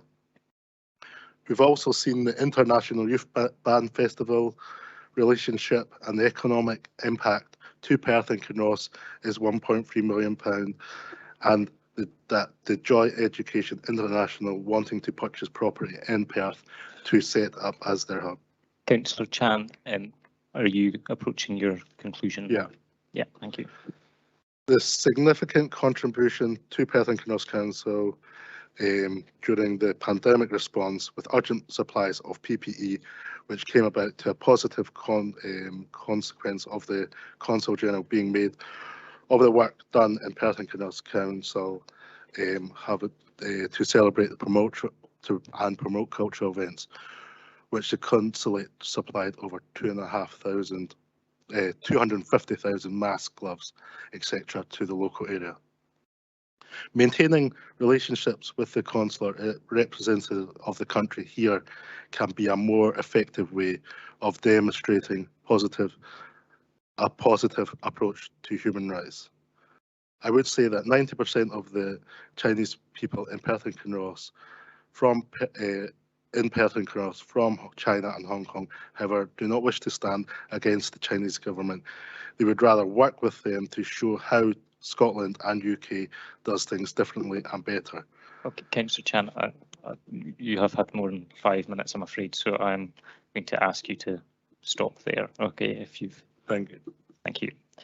Councillor John Rebeck.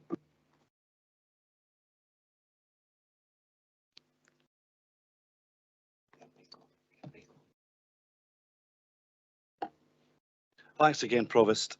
I have no doubt about the abhorrent nature of the human rights record of the Chinese leaders. I don't doubt for a second the integrity and the intention of Bailey's motion, but I do think it's really important that we underline a Perth and Kinross welcome to Chinese visitors and Chinese students, and it goes without saying that we recognise the value that our Scottish Chinese community in Perth and Kinross bring. Thank you. Thank you, Councillor Rebeck. I'm seeing no other indications of contributions. Therefore, Councillor Peter Barrett, do you wish to sum up? I'll waive that, Provost. Thank you. Bailey, do you wish to sum up? Thank you, Provost. I've listened to the debate. There's obviously been some very heartfelt contributions. However, I disagree respectfully with those who are supporting the amendment today. It is 100% the job of this council to take positions about whether or not we associate with authoritarian regimes. It is, if it's not our job, then whose is it? Yes, I'm signalling the Chinese Communist Party out because it's the only authoritarian regime we have a formal relationship with at this council. It's not our place to set a wider foreign policy agenda. I'd agree with that. I wholly reject the notion that this is in any way anti-Chinese. The motion makes no reference to the people of China other than in a positive and supportive sense. The motion has zero impact on business relationships. It is solely about the council relationship. This is all about the CCP and its cruel authoritarian regime, which is seeing human rights abused on a massive scale. Standing up for this motion today is standing up for human rights. Standing against it or failing to vote gives an endorsement to the CCP and all its cruel actions now and in the future. I commend this to the Chamber. Thank you. Thank you, Bailey. Leader of the Council has requested a recess. How long a recess are you looking for, Mr. Leader? I think it's such an important decision, Provost, and I think we have to give respect to the debate and then form a view after that. So 5 minutes, 10 minutes, whichever you think is suitable. Well, happy to go for 5, and if you need another 5, you can have another 5 at that point. So 10 past at the moment. Thank you, Provost.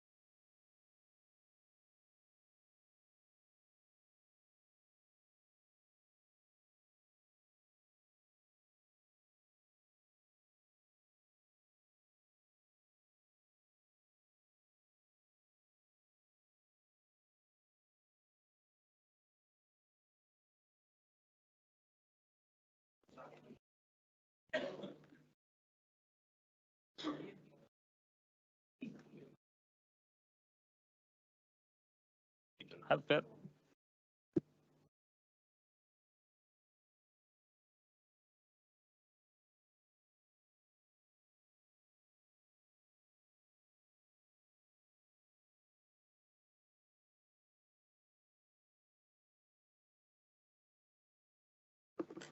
If the Leader of the Council and the Chief Executive could resume their seats since we've started, thank you.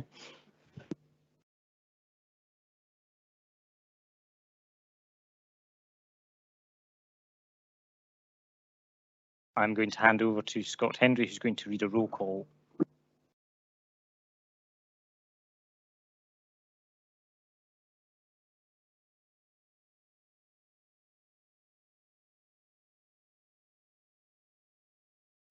Thank you, Provost. Before we begin, I believe that we now have all members online. The issues that I think Councillor Reid was experiencing earlier, I believe he's now able to join us online, so hopefully be able to take part in any vote. So, councillors, we have before you, in terms of item 5.5 on the agenda, a motion by Bailey, seconded by Councillor Kogali, the terms of which have been set out on the agenda. We have an amendment by Councillor Peter Barrett, seconded by Councillor Liz Barrett, to formally reject the terms of the motion. When I call out your name, if you can therefore confirm if you're voting for the motion or the amendment. Bailey Ahern. Amendment. Councillor Anderson. Motion. Bailey. Motion. Councillor Liz Barrett. Amendment. Councillor Peter Barrett. Amendment. Councillor Braun. Amendment. Bailey Brock. Abstain. Thank you. Councillor Carr. Amendment. Councillor Chan. Amendment. Councillor Cuthbert. Abstain. Councillor Donaldson. Motion. Councillor Drysdale. Amendment. Councillor Duff. Motion. Councillor Forbes. Motion. Councillor Frampton. Amendment. Councillor Freshwater. Abstain. Councillor Harvey. Amendment. Councillor Illingworth. Amendment. Councillor James. Amendment. Councillor Kogali. Motion. Councillor Lane. Abstain. Councillor Leishman. Motion. Councillor McPherson.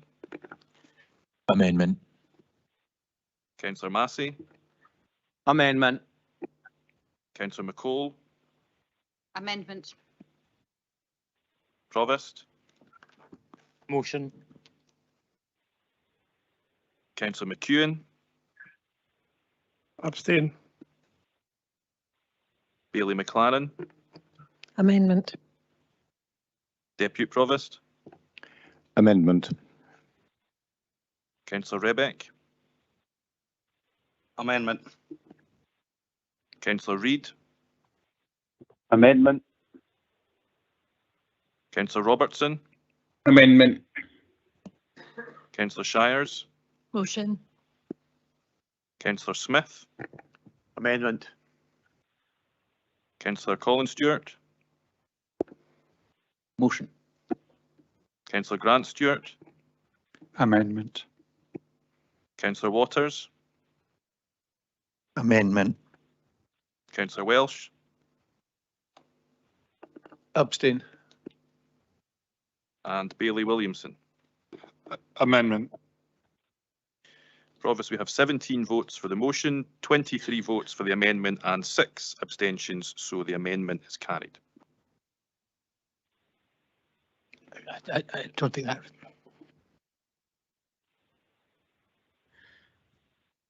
I don't think that adds up.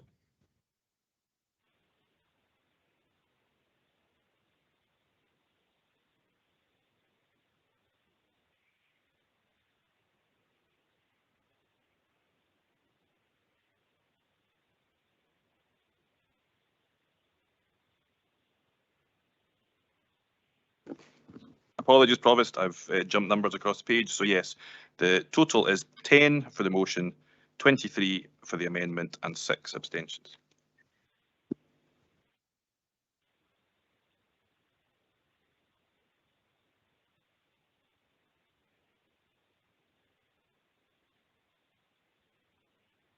Okay, thank you, members.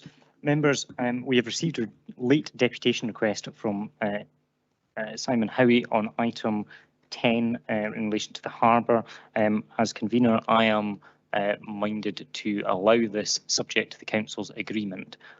Is the council agreed to allow that late deputation request? Thank you. Agreed. Committee services can indicate to Mr Howie that he may come and make a deputation at that item. Members, it is my intention that we will get through 6, 7 and 8 before lunch, and therefore I'm going to hand over to the Deputy Provost, who will be leading on those items, and then we will break for lunch. Thank you, Provost. We now move to item 6, the Perth and Kinross Child Protection Committee Standards and Quality Report 2021-22, and I would ask Jackie Pepper to introduce the report. Thank you.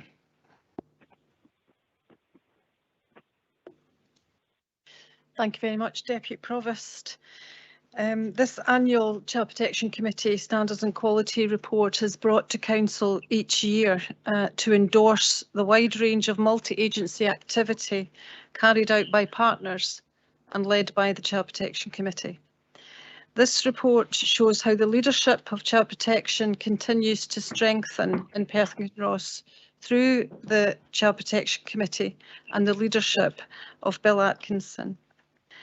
The data shows that there is a high degree of alertness to children who may be experiencing harm or who may require support to stay safe and well. The report reflects the impact of early intervention, indicating that children and young people and their families are getting the help they need before they need the protection of the Child Protection Register or other legal measures. The continued prioritisation of the voices of children is demonstrated through increases in independent support and advocacy. And this report provides significant evidence of the work across partners to realise the pledge approved by Council today, to realise our promise to our vulnerable and care experienced children and young people. The report sets out the recommencement of a programme of self-evaluation following a pause from the throughout the pandemic, and through case review and audit. There is a clear improvement agenda for the current year, and it also shows strong capacity for continued improvement. We're joined today by Bill Atkinson, who's the independent chair of the Child Protection Committee, who's going to say a few introductory remarks as well. Thank you.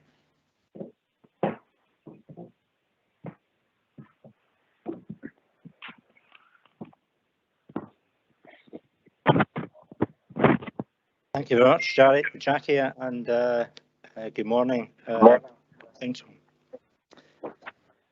Jackie said more or less as much as I would like to say by way of introduction. If I could just highlight 1 or 2 points before I open it for questions and comment. And Ross Drummond is with me this morning as usual, who is our lead officer, who has compiled most of the detail contained within the report. As Jackie said, one of the features this year is our increased use of data and development of data, not only locally, but as part of national data set work led by Child Protection Scotland. But the data confirms that there's continued longitudinal and increasing trend in terms of child concern reports, interagency discussions, child protection investigation, and joint investigative interviews. However, it's showing a reduction in the number of child protection case conferences that follow from these child protection registrations and child protection orders, which, through the work that we've been doing in terms of quality assurance and self-evaluation, confirms to us a result of much earlier multi-agency interventions, provision of alternative supports, and increasing use made of multi-agency child's plan, which are considered by a lead professional. Now, when we had this discussion last year, we specifically focused on what this was telling us, and you'll see in the report a particular audit that was done in relation to that work, which again hopefully assures Council that we are trying to move the focus as far as possible to early intervention.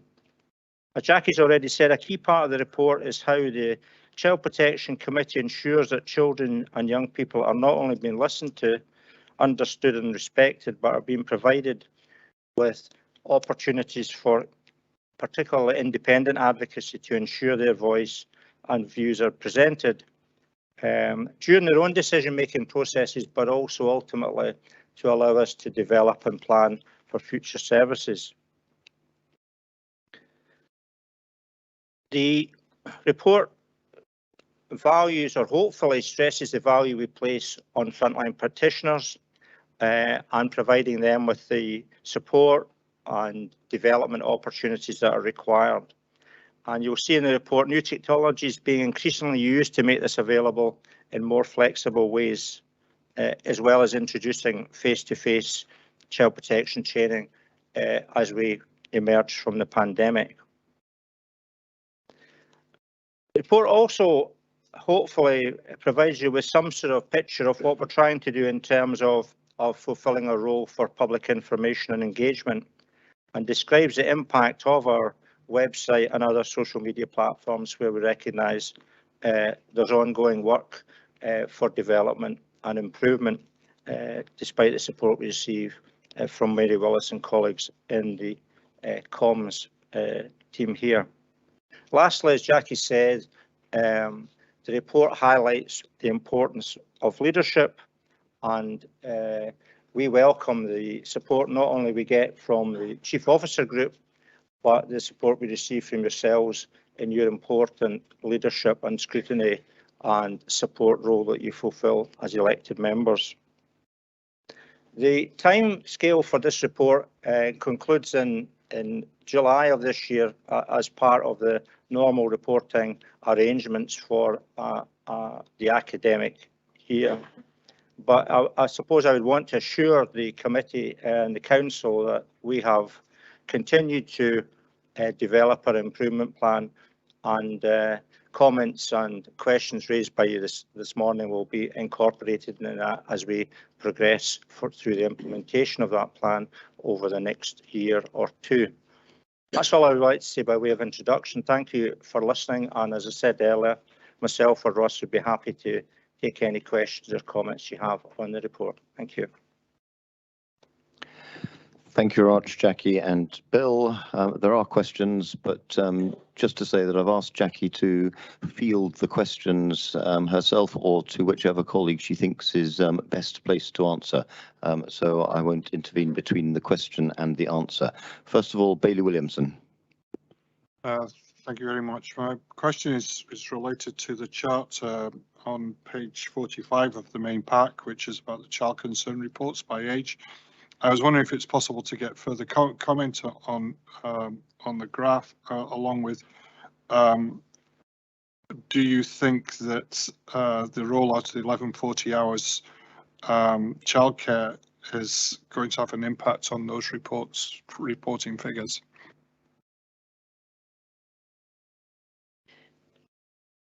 I think Ross Drummond is probably best placed to answer this, because the questions around the impact of greater access to early education experiences and the impact on concern reports and the number coming through.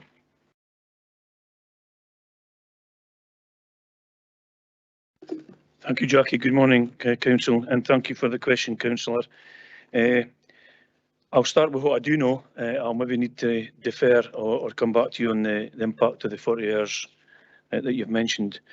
Concern reports are continuing to rise year on year. I think we've had a 13% increase this year. The profile of these cases are becoming increasingly complex, and as I think the following graph shows, many of these are for unborn babies and for children under 5, and that continues through to registration. So we're seeing an increase in complexity, changing demographic in terms of age, and whether the impact of the 40 hours early learning provisions is impacting on that. I cannot answer that specifically, but the staff, our staff and our workforce across all agencies are probably more alert than they've ever been and aware, and our thresholds for a child concern report in Perth and Kinross are very low. It's not a child protection concern, it's a child concern, and that could be care or welfare. It could indeed be protection. So we have a very low threshold for entry to the system, which is possibly impacting on the sheer number of concerns coming in. Thank you. Thank you. Councillor Harvey.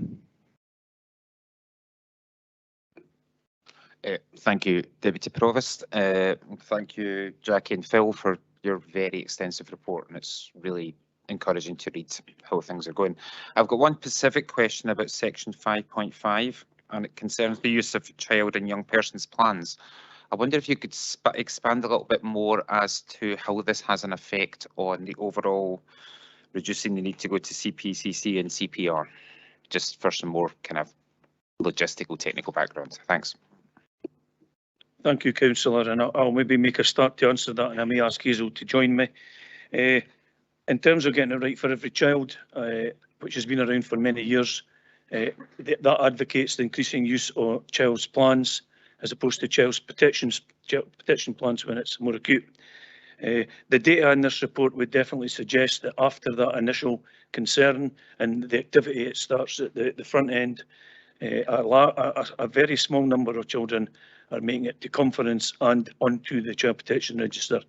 Now, our surveillance and our research would suggest that staff, particularly social work staff, who lead these plans on a multi-agency basis, the interventions are much earlier. Planning is put in at an earlier stage with partners, and that includes third sector partners. And that is possibly one of the main reasons why we've seen a rapid reduction in conferences and registrations. These plans are then monitored and, as I say, led by a lead professional, and the child will stay on that plan until the improvements or there's been a significant change in that child's safety and well-being. I don't know if Hazel wants to add or needs to add anything else. I think it's really what we were saying earlier about the importance of early intervention. If we can get agencies, the key to supporting and safeguarding children is getting agencies working together. And through the child planning mechanism, that brings at an earlier stage professionals who have a contribution to build up a picture of knowledge, first of all, about the family, and then a contribution to perhaps a plan that will support that child or family in whatever circumstances they find. If we can do that early and avoid them progressing on to formal child protection systems, whether that be registration, for example, which many families find stigma, a stigma for them. So we would fully support the development of the child's planning process as part of getting it right for every child, and work closely with colleagues, universal service colleagues in the development of that. And there's a refresh as part of a government initiative at the moment going on in that area. Okay, thanks very much. Councillor Leishman. Thank you, Deputy Provost, and I'd like to echo Councillor Harvey in thanking Jackie for, as usual, such an in-depth and comprehensive report. Bailey Williamson touched on the first bit of my question, I think. In 5.2, pages 28 going into 29, it says the number of child concern reports has risen for the 6th year running, and the majority of the referrals are from Police Scotland. I'd like to hear what you believe has created this 6-year trend, and what are the resource implications on PKC and other partners of this upward trend?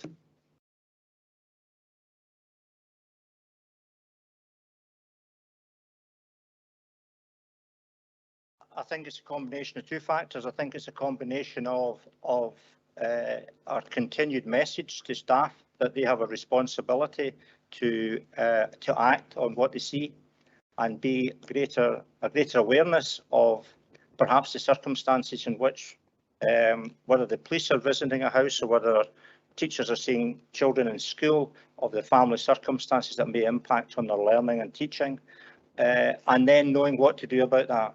and how they can contact and the responsibility they've got to contact. So we continually, through training, through guidance, through support, try and hammer home that message that everybody's job, as we've heard in this chamber many times over a number of years now.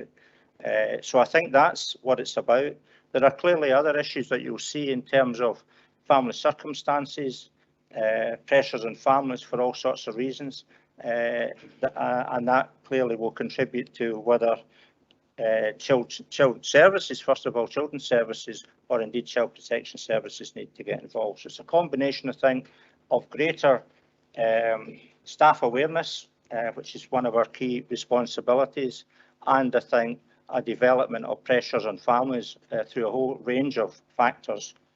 Drug and alcohol, as we've talked many times before, is one of the major features of families that we get involved with child protection issues, and we work very closely with our partners providing support to individuals and families around that particular topic.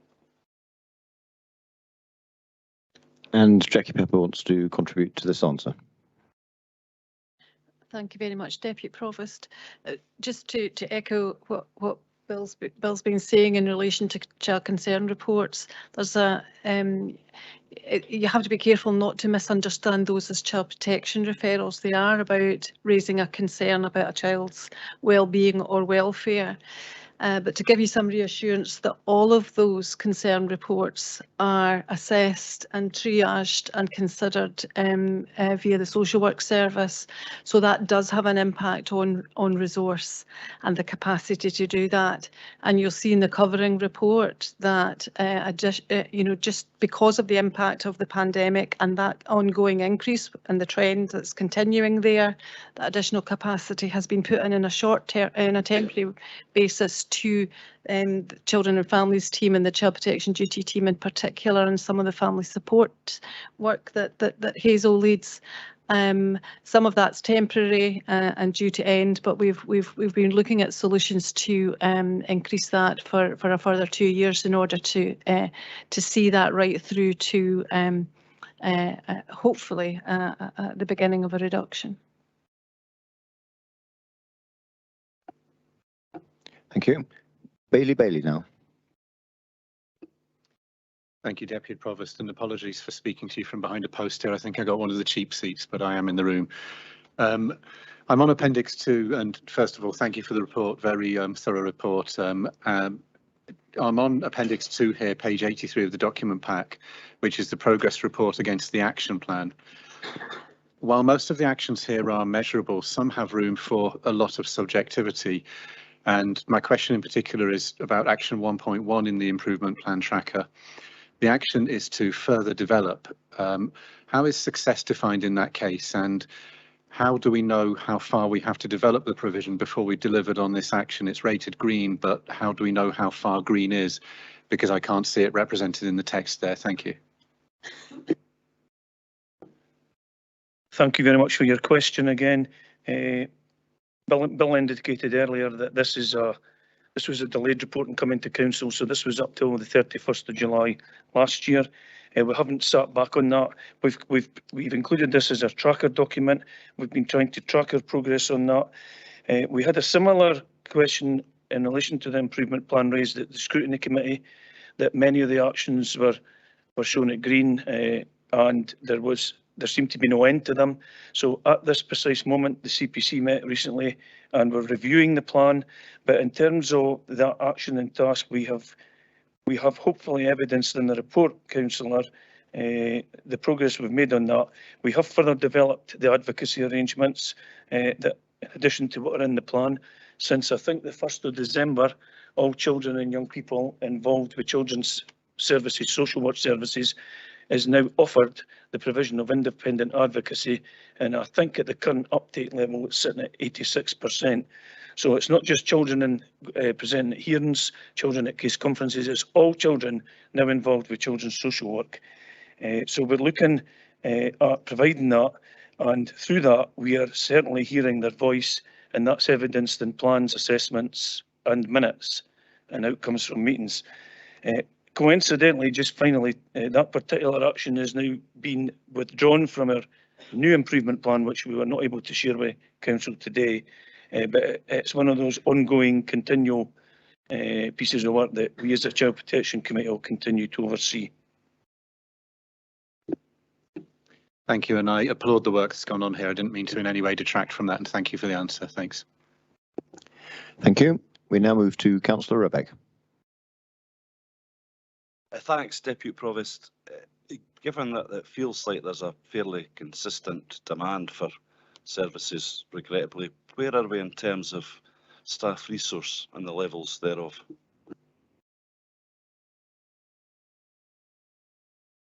I think that's something that, in terms of staff resource, you probably think, is you specifically asking about social work resource or across different services, Councillor Rebek?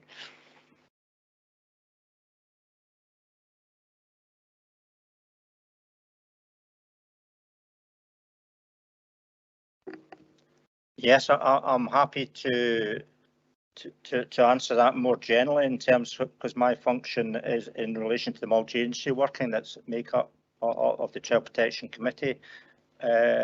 We're clearly seeing increase in demand across many areas, as Ross has described, also a complexity, and that at times clearly puts pressure on staff resources, and some councillors have already referred to pressures on the health service, for example, and will be aware too, as the police get more and more involved in working with vulnerable people rather than crime detection, then they too face pressures from time to time. So we are constantly, and we've had a number of meetings this year to discuss the pressures and where the pressure points are.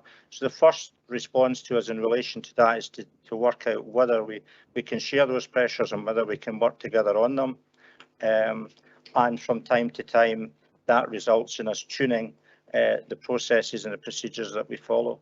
But fundamentally, I would want to assure Council this morning that every single agency, and that includes the voluntary sector, gives child protection the highest possible priority. So if they are under pressure in a particular hotspot because of a rise in demand, then they'll divert resources to make sure that their responsibilities are met in full.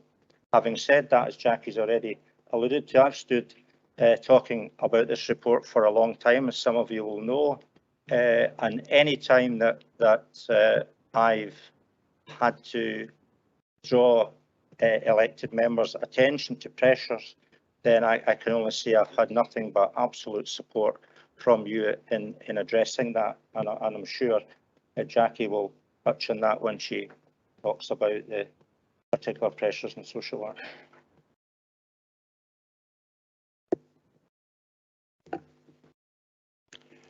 We now move to Councillor Shires. Thank you, Deputy Provost.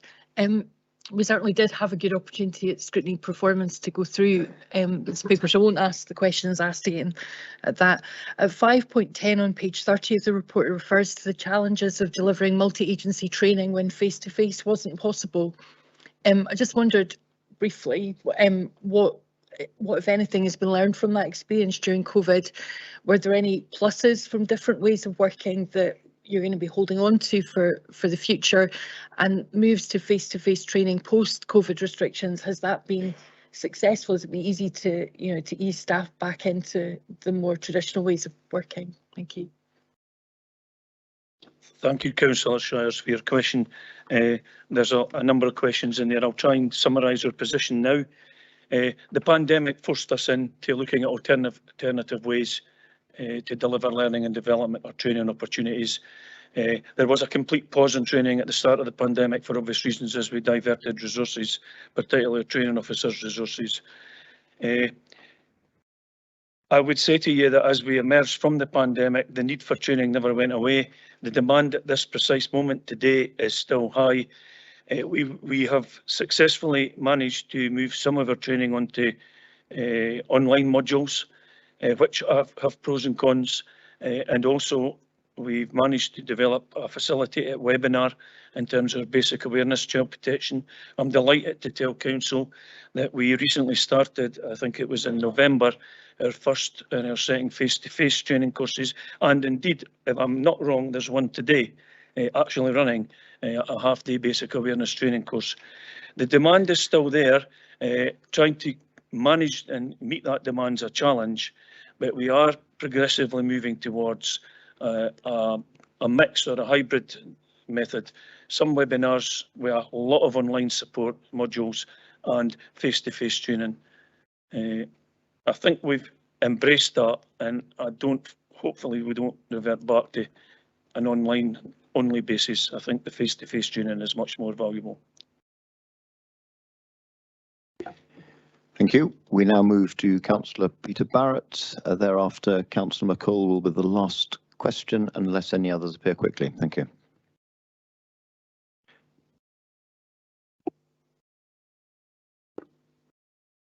Thanks, Deputy Provost. Page 54 of the pack, page 18 of the report identifies interagency referral discussions as areas for improvement. Can I ask how have the KPI measures demonstrated improvement in these areas since the report was carried out?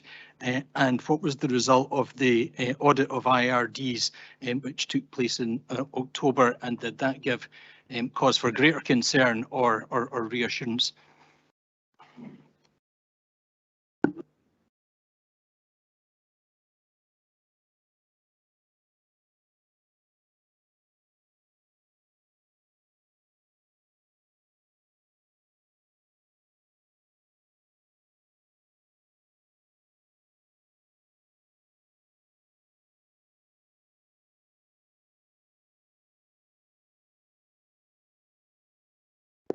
Sorry, interagency referral discussions are the start of the process in child protection investigations.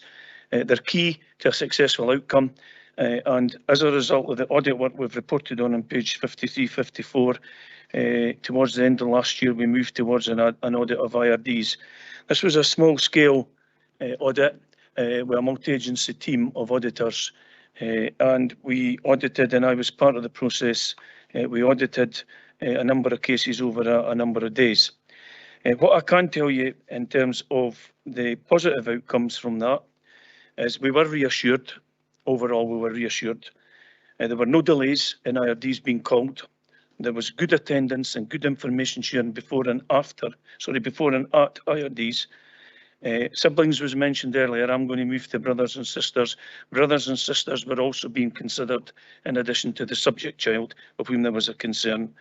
There was good assessment of risk, and particularly noted was a focus on early and initial safety planning before any investigation was underway.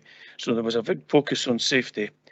What we also found was that there was good decision making, multi-agency decision making, with a number of outcomes in terms of the child protection process.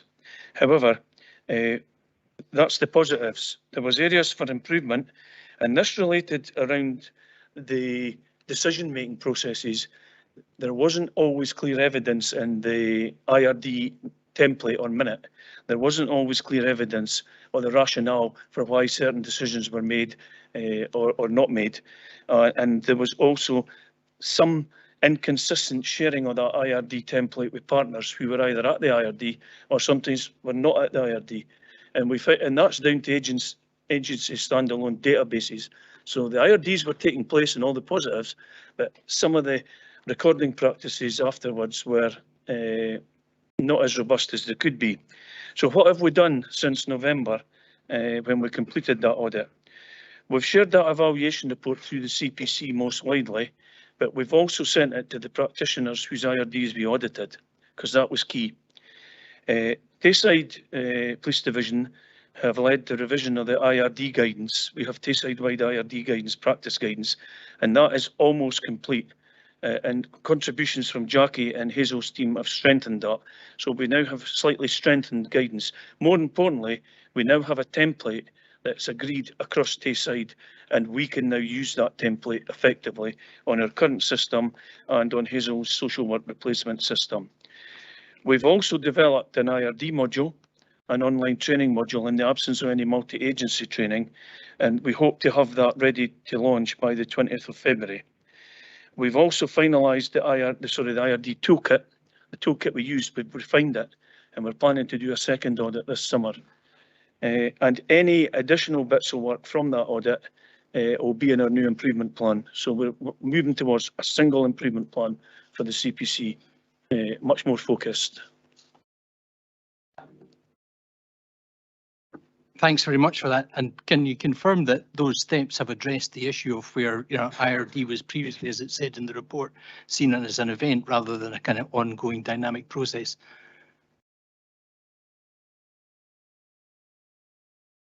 Yes, we have. That is a statement in the report, and I think it was down to the previous template. It was just the way it was structured, Councillor, and sometimes when there was follow-up IRDs or debrief IRDs at the end of the process, the original template was not being updated. So when we were looking at the templates, they looked like one-off events. And then when we went to try and find the follow-up templates, it was difficult to find them. So IRDs are a dynamic process. It's not a one-off, and you terminate the process. It's a continuum depending how the investigation proceeds. Thank you very much. My apologies, Councillor McPherson, for neglecting you. Then we will come to Councillor McCall, and I will allow a last question from Councillor John Duff. Thank you. Thank you, Deputy Provost. My question is just a follow-on from a point that was raised by Councillor Leishman on page 49. I know that there's an increase in referrals coming from the police, up by 80%, and I note earlier in the report it says that the majority of referrals come from the police. I mean, surely traditionally you would expect referrals to come via social services, health visitors and schools. Why is it that the police now seem to be the first point of contact? Is that because members of the general public see that any concerns with their child is the first point of contact is the police, or is it a case that the police are in attendance at an incident and become aware of child protection concerns? Thank you. Councillor, in terms of the child concern reports, the police, because of the nature of their business and their vulnerable database, they'll be submitting, just by that nature, a large number of child concern reports to social work services, which are then shared, as we've described earlier. I think in terms of page 49, we're talking about the number of referrals to the children's reporter, and there has been a marked difference in where they're coming from. What that's actually saying on page 49, if I'm not mistaken, that 139 children were reported to the children's reporter, and he's been able to tell us that 80% of that, percentages can be tricky with the smaller numbers, but 80% of the referrals are coming directly from the police, which they're entitled to do, as any agency is entitled to do. So they're looking at that because that's a complete shift in what was the previous position. But I think it's just the nature of police work, and I think it's just the nature of the thresholds that we're working to. So that's probably explaining the percentages. Does that answer the question? Yep, thank you for that clarification. And I think Jackie Pepper would like to come in on this response as well. Thank you. Thanks. And just to add to that comprehensive answer, I think it's important to recognise that when the police are attending a particular set of events or incident, they may be focused on the adults, but if there are children in the household or known to that household, they will pass on the concerns. So they might not be attending to a concern about a child. It may be something that's happening in that household or in the community. But if there are children in and around that, or those adults are responsible for children, they will pass on the concerns. Councillor McCall. Thank you, Deputy Provost, and thank you, Jackie and Bill, for the reports. My question relates to the child concern reports from page 45 in the papers, and in particular the child concern reports by age and the increase for young people, particularly between 11 and 15 years old. And it's in relation to how do we make sure there are appropriate transitions, if required, into adult services if those children leave the education system, or they in fact come out with the scope from an age perspective of the Child Protection Committee. Thank you. Yeah, thanks for that question, Councillor McCall. Absolutely right. The transitions of services or support for children and families has been an issue for many years, because we have an organisational difference between children's services and adult services. The national guidance that was published last year has addressed that by clearly saying that all children or young people up to 18 who have child protection issues or concerns will be the responsibility of the Child Protection Committee. But that's not to say we don't have to work closely, and indeed we are working closely. And as you'll see as we come on to the Adult Protection Report, we've also flagged up the increase in young people coming through to that system. So I think what I'm trying to say is that transitions is absolutely key. Many of these young people will have a mental health issue of some sort or other, because we've seen a rise in that, certainly, and it's been one of the features, as we all know, of the longer term impact of the pandemic, I think. And we need to try and make sure that our services are working as closely as together, and for the experience of the family, they don't see any step from one system to the other. So to answer your question, we are working closely locally through Ross and through Ian to see if we can get our child and adult protection services absolutely aligned, so it's a smooth transition if children's needs are identified when they're children, but then progress and develop still when they're adults. And we're also involved in some national work as part of the Child Protection Improvement Plan and the Adult Support and Protection National Improvement Plan. Thank you. And the final question from Councillor Duff. Thank you, Deputy Provost. From my experience as a councillor and from my previous life as a police officer, and when you look at the content of the report and the various statistics it contains, you get a sense of how challenging and potentially harrowing the work of a child protection officer is. And I just wondered if we're adequately supporting our members of staff on the front line in what must be a very emotionally draining environment. Thank you.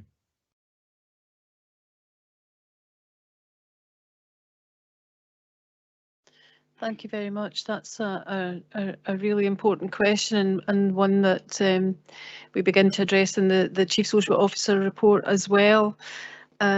Supervision of staff in this very complex area is absolutely key, allowing staff to talk through their professional and personal issues, but also in relation to managing individual complexities and cases that they are dealing with on a day-to-day basis.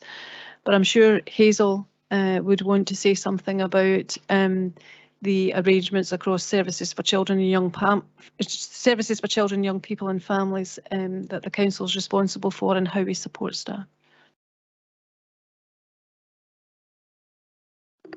Thanks, Jackie, and yeah, thank you for your concern about the staff. I mean, it's obviously been a major concern throughout COVID, because social workers have been doing child protection along with many other staff throughout that whole period, and have had to withstand a lot of the pressures personally and professionally.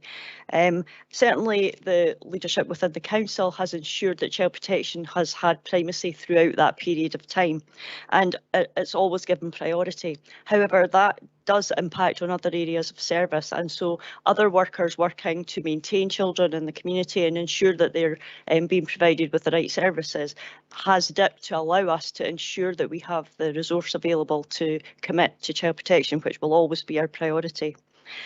I think Council will be aware that the recruitment of social workers is an issue nationally. It's something that isn't easy for us to do. We continue to offer what we feel are excellent supports for our staff. We have training opportunities and supervision opportunities, as Jackie's just mentioned. This is attractive. Our newly qualified social workers are supported in their first year. We maintain to do that in order to keep people in post and for them to be supported to deliver the best possible service they do. But supervision is an element of that. We insist as leaders that, you know, our staff are supported throughout this really complex work. But that still doesn't come without its difficulties. And I think I've mentioned before, you know, you cannot pour from an empty jug. And if people are really depleted in terms of their own personal resources, they can't provide the best service to others. So it's really vital that we continue to do that. Thank you. Thank you. Thank you very much for all the questions and responses. I would now ask the Leader of the Council to move the report. Thank you.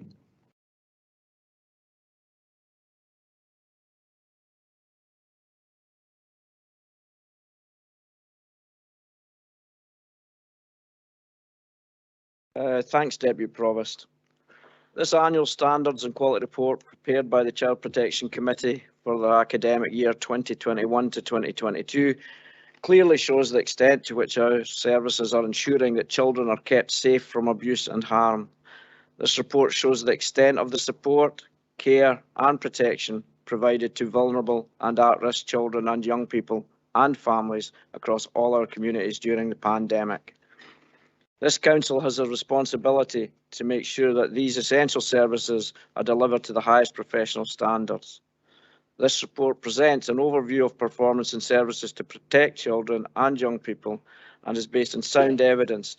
It clearly shows that our vulnerable unborn babies, children and young people have remained visible and they have not gone under the radar. Our frontline services remain alert and their efforts to see these children, assess and manage risks quickly and effectively are shown in fewer children requiring the support of a protection plan. It is reassuring that provision for additional social workers for our protection and looked after services has helped to address the additional demand pressures set out in this report, and that the Council will seek to continue this as we move through the pandemic and beyond. I would like to thank all those senior officers across the partnership leaders who come together as the Child Protection Committee for their leadership and the team behind this report, which focuses on the positive impact on children and families.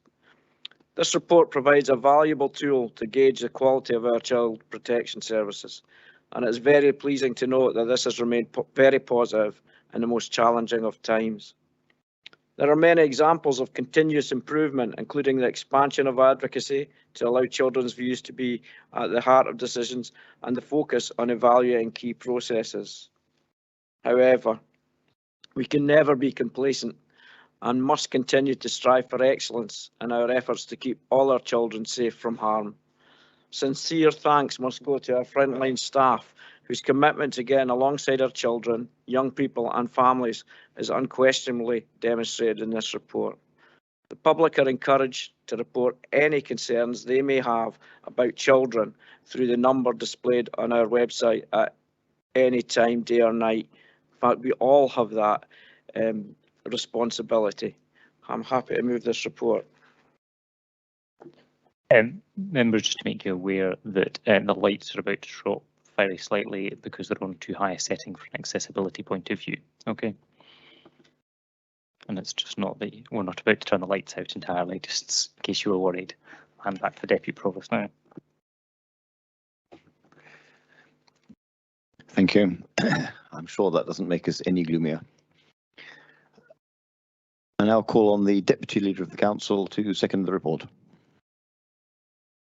Deputy Provost, thank you. I have nothing to add other than to echo my thanks to Jackie, Bill and all the teams involved in this vitally important area of work, and I'm very happy to second. Thank you. We now move to comment, and the first comment is Councillor Kugali. I'm sure some of the other commenters are going to be far more, fluent and wide-reaching than mine. So I'm going to keep it fairly focused on essentially giving thanks to the fantastic amount of young carers, especially that are in Perth and Kinross, and giving at least a small moment to really recognise their work, because they do often go massively under the radar. And at the same time, recognise the work from PKC and PCAVs, specifically in terms of supporting them and making sure that they do get help and support, because like I said before, it'd be very easy for them to slip under the radar, especially being young people. So massive thanks to both them and the people supporting them. This kind of goes for a number of papers, so I'm not going to say it 3 times, but it goes for all 3. Thank you. Thank you. And we now move to Councillor James. Thanks, Deputy Provost. Mine's an even simpler comment, to be honest, because we've come to expect it from Jackie Pepper and the team and everybody involved, but we always get an excellent report. For me, the icing on the cake is, and I bring it up at any opportunity, if I'm honest, is the acronym report at the end, so we can actually decipher what they're talking about. So I'm absolutely delighted to see that. Thank you, Jackie. Thank you. Councillor Liz Barrett. Thank you, Deputy Provost. This very positive report came to Children, Young People and Families Partnership back in December, and I'd like again to thank Jackie, Bill, Hazel, Ross and everyone in the teams and agencies who've been involved in the achievements in this report and the plans to continue to tackle the demands and challenges that everybody faces. So just to say thank you again. Thank you. Councillor Shires. Thank you. And echo Councillor Liz Barrett's comments there too. We're asked to note the range of work undertaken and the commitment to improvement. In the report at 5.11, there's reference to the ability to know how good we are and how good we can be. That mantra is certainly one I've always believed to be at the core of how the Child Protection Committee operates. Taking careful cognizance of the recommendations and learning reviews, looking outwards at examples of good practice, and at the very heart, ensuring that partners work as closely as possible to ensure that risks are identified, children and young people are protected, and that lessons are always learned. One area I would specifically highlight is the continued improvements in the use of data. Paul Davis and his team are to be commended for the work they do to gather, interrogate and present data, recognising that in this case the data represents some of our most vulnerable residents and the importance of constantly improving it. I commend the work of the Child Protection Committee and commit the Scottish Conservative Group on this council to continue to support all the partners in their work and ensuring that the message that it's everyone's job to make sure children are all right continues to be heard loud and clear in our communities. Thank you. Thank you. And Councillor Rebecca now, and then the last comment from Councillor Duff. Thanks, Deputy Provost.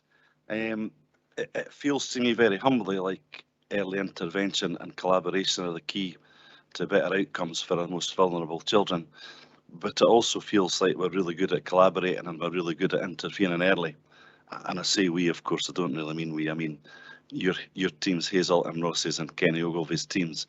So you have to be commended genuinely. I think two further points briefly. There's no room for complacency. I'm fairly sure we won't ever be complacent, but it is also really important, as it's been suggested previously, that we care for our carers. And I think anything we can do as an administration locally to help that, we'll be keen to hear, and I'm sure we'll be keen to support. Thank you. Thank you. Councillor Duff.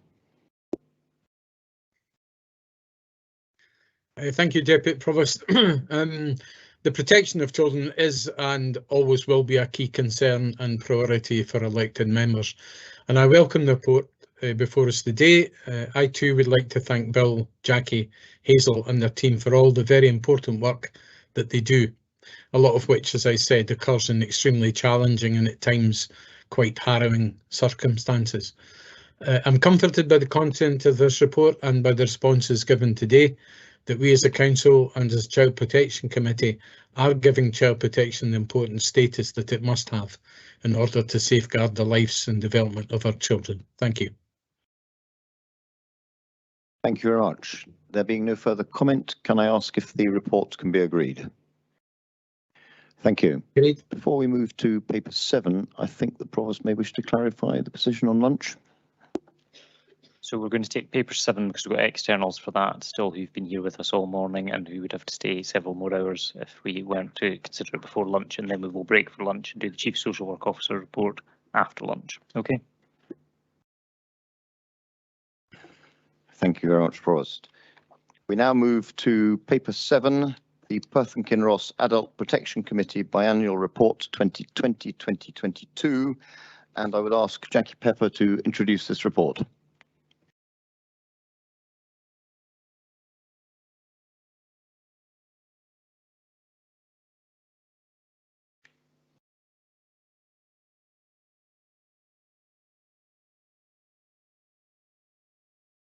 Thank you, Deputy Provost. The Adult Protection Committee's report comes every year to Council, accounting for its work over the previous year. There's a statutory requirement for the committee to report biennially to the Scottish Government, and this report covers the period 2020 to 22. The Council delegates adult support and protection to the Integrated Joint Board, and the Integrated Joint Board will also receive this report at its meeting on the 15th of February. So Council is asked to note the wide range of work being carried out by partners and to endorse the content of the report. The data shows a significant increase in the volume of adult support and protection activity throughout the period, with a 43% increase in adult protection concerns. And at the same time, we can see in this report improvements in performance and practice continue to be evidenced. Although out with the reporting period, councillors are asked to note the findings of a joint inspection of adult protection carried out and led by the Care Inspectorate, which reported in August of 2022. This found effective processes which are keeping vulnerable adults safe, and it also evaluated the leadership in adult support and protection to be very effective. It's commendable that this has been achieved in the most challenging of circumstances which have arisen as a result of COVID-19. I'm now going to hand over to Bill Atkinson to say a few words in relation to this report as well. Thank you. Thanks very much, Jackie. It's important, given the time, not to repeat what Jackie's just said, but this is a report that partly was at Council last year, and clearly now has gone on to the Scottish Government, where it will be considered along with other reports from across Scotland, and Iris, on behalf of Stirling University, will complete a national report which will be interesting and helpful for us to cross-compare and benchmark against.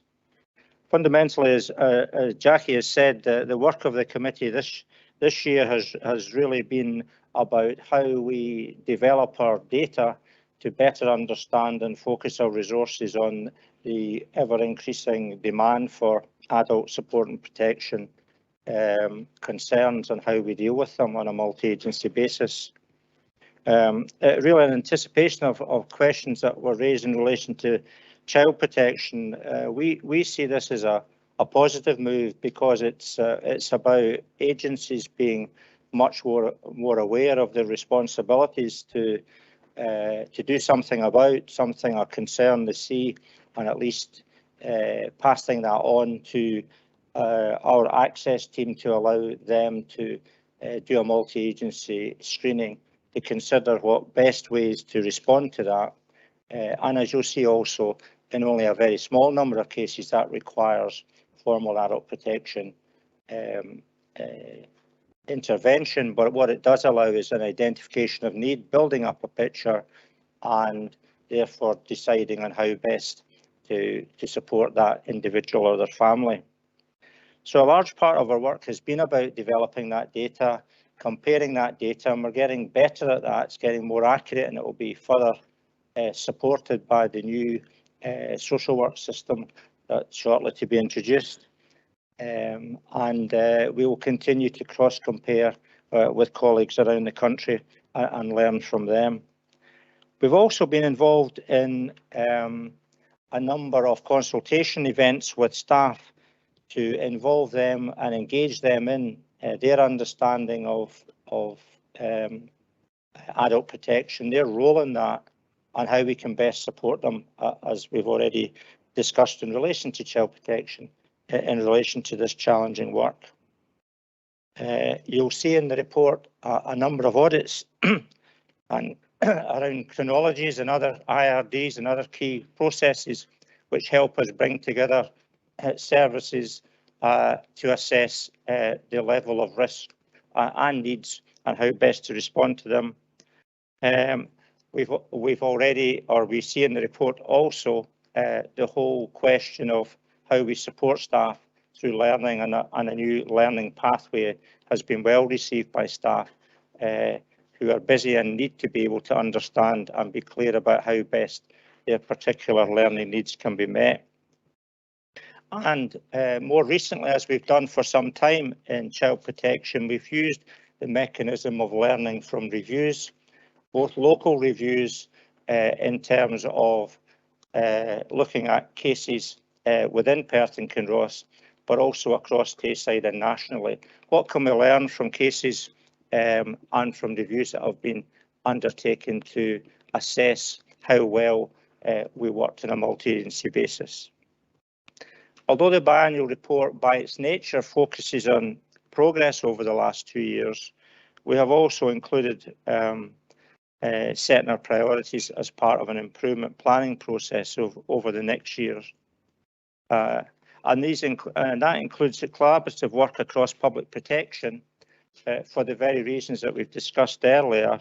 This isn't an issue just for adult support protection. This is an issue for all public protection services to support and respond to the needs of vulnerable adults. As Councillor McColl's already identified, young people in transition is a priority for us, and how do we make sure that we develop sensitive services to meet the needs of young people who are coming to the attention of adult protection services with complex and multiple needs. And how do we continue to develop our services going forward, that listening to the experiences of those who have used them and those who have benefited from them, and how do we incorporate that contribution within the future? So that's all I would want to say by way of introduction. It has been a very challenging year, or 2 years actually, in relation to not only the pandemic but the increasing demand. As I said, we are encouraged by that increasing demand because it's about us responding to need, and also about us taking a wider view of adult support and protection issues to include most vulnerable adult groups rather than be defined by the narrow description within the legislation. Ian Wilkie, as you see, is with me this morning, and Ian, like Ross, is heavily involved in the preparation of this report and coordinating the work. So happy to take any questions or comments. Thank you. Thank you, Jackie and Bill, for the introductions. The first question is from Councillor Harvey. Thank you, Deputy Provost, and thank you again, Jackie and Phil, for an excellent report. Very, very positive actions in it. One of my just general question was in section 3.12 about continuous improvement, where you talked briefly about it in your introduction about independent support through advocacy, etc. Is that something that you're planning for? Is that something that's already ongoing and you're just going to expand it, or is this something new for this coming period? Thanks very much. Thank you for that question, Councillor. It's certainly for a number of years we've been keen, and we've had independent advocacy involved through the Chief Executive on the Adult Support and Protection Committee. So they've contributed to the work of the Adult Support and Protection for some time. I think we have certainly provided it in the past, but there's been a significant increase in the use of advocacy services for case conferences and discussions and any forum that we're meeting together on a multi-agency basis to consider people who are vulnerable as adults. It certainly has been developed and will continue to develop as the resources allow, but I'm not sure, Ian, whether you want to maybe say a bit more in terms of some of the plans for it. Yeah, thanks very much, Bill, and thanks so much for the question. There's a growing momentum over the last few years to make sure that any time that we're using the Adult Support Protection Act, that the adult and his or her unpaid carers are central to that discussion, so they can be a part of the discussion and the debate and the decisions that are made about them. So the Act itself places quite a clear duty on advocacy being given due consideration for every time the Act's used. The inspection found that within Perth and Kinross there was a really good response to how we used advocacy, but there was room for improvement. And when we delved into that more deeply, the room for improvement was not per se our view about where advocacy could be used, but it was a recording of our duty to consider advocacy. We just found it was not always recorded right, that where we had given that due consideration to advocacy, that we're able to do that in a way that left the reader and left the inspectors very clear about where the role of advocacy was within that adult support and protection journey. So that's where we're going with it. At the moment, we are continuing to work hand in hand with independent advocacy. Perth and Kinross, they're our advocacy partners. They truly understand the importance of advocacy and adult support protection work. They sit on part of our Adult Protection Committee. They also sit as part of our Adult Protection Committee subgroups. So they're very well involved, embedded within adult protection work here in Perth and Kinross, and we'll continue to use that until such times as we can be assured ourselves that our position is exactly where it needs to be. Okay, thanks very much. Thank you. Bailey Williamson. Thank you very much. This is a really comprehensive report, and I was just seeking some further reassurances about the role of the two suicide prevention coordinator posts. I believe that family members who where one of the members have actually committed suicide are at far greater risk of committing suicide later in life. And I was just seeking a reassurance that these family members will also be targeted under this post. Apologies. Thank you very much for the question. I think you're absolutely right. So these two posts came around our analysis of data, particularly. Bill had already spoken around the importance of understanding the data and being able to give it some analysis. So we saw an increase in the prevalence of, particularly around mental health, and we also saw an increase in prevalence around suicidality within Perth and Kinross. So these two funded posts came from our strategic leaders. They understood the risk, they understood the need to give this greater importance than we've ever done it before. Perth and Kinross has committed to these two posts in a way that I don't see from other local authority areas. So that's a kind of impression that I want to give, and assurance I want to give full council today about the commitment that we see in the need for this.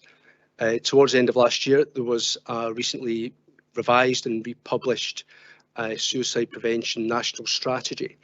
And on the back of that, the two suicide prevention coordinators, one who arguably has a greater focus on adult and adulthood, and the other one has got a greater focus on under 18, but both have also got a kind of huge intention to work within kind of what does it mean for families. So as part of that national strategy that's been published, we've just appointed a chair for Perth and Kinross, and through the chair there'll be a local action suicide prevention delivery plan that's divided into kind of key areas. One around supporting those that are bereaved by suicide. There's a strategy around understanding location of harm and what can we do about it. So it's all about data and what can we do to prevent anyone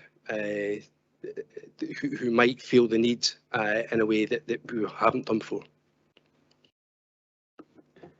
And I think Jackie Pepper wants to contribute to this response.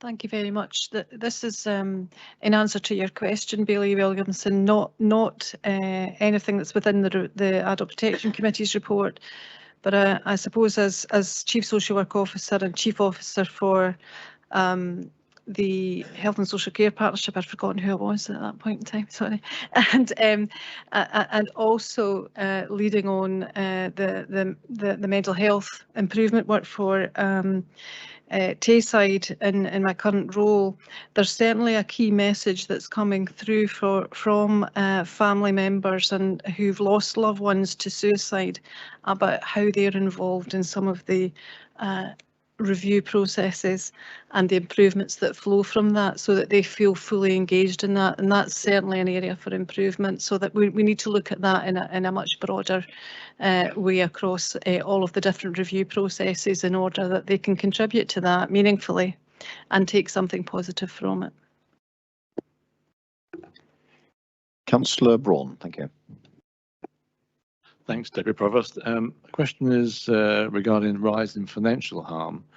Given that the highest risk group is 81 and over, and digital inclusion makes it more accessible for financial harm, I wondered how we can combat that to help people protect them from financial harm via the internet.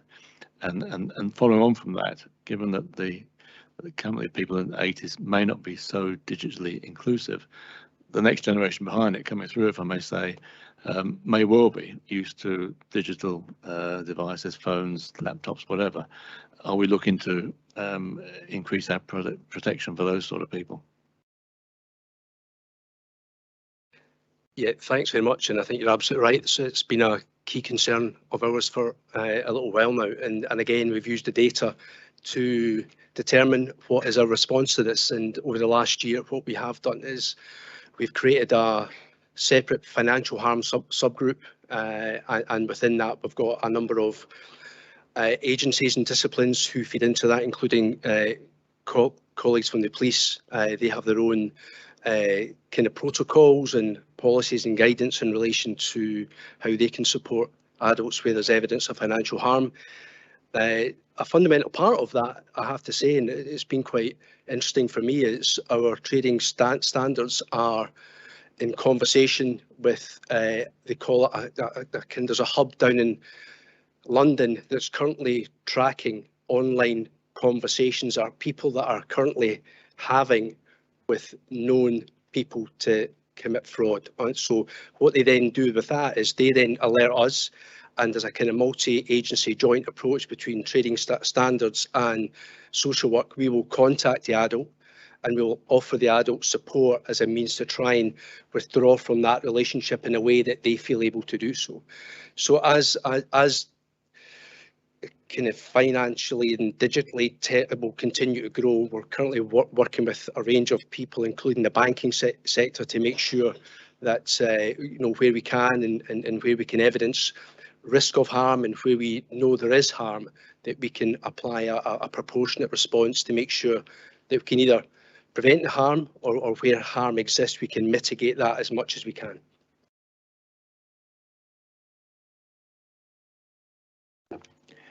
Thank you. We now move to Bailey, and then the last question will be from Councillor Peter Barrett. Thank you. And I think my question actually stays with the same subject topic of financial harm.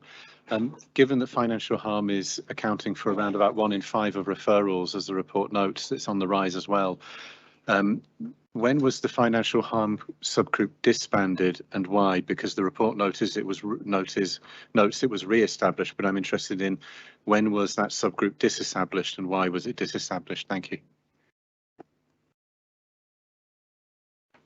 Yes, thanks for the question. The Perth and Kinross Adult Protection Committee was probably one of the first, if not the first, committee a number of years ago to set up a financial harm subgroup, because we had particular interest from trading standards, who were very enthusiastic about working on a multi-agency basis with us on this agenda.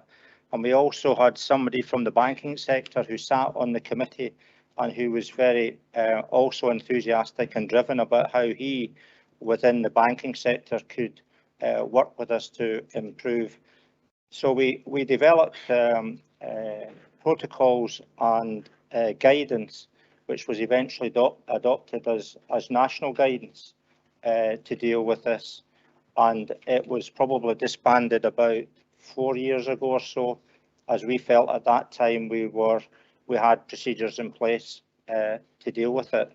but as a question, a previous question highlighted, the whole expansion of abuse online has developed considerably over that period, and really it was a result of that and the data, as Ian said, that we decided to give it the focus by re-establishing the existing team, refreshing it, and setting our goals along what we were dealing with now, as opposed to what was existing in terms of financial exploitation 5 years or so ago.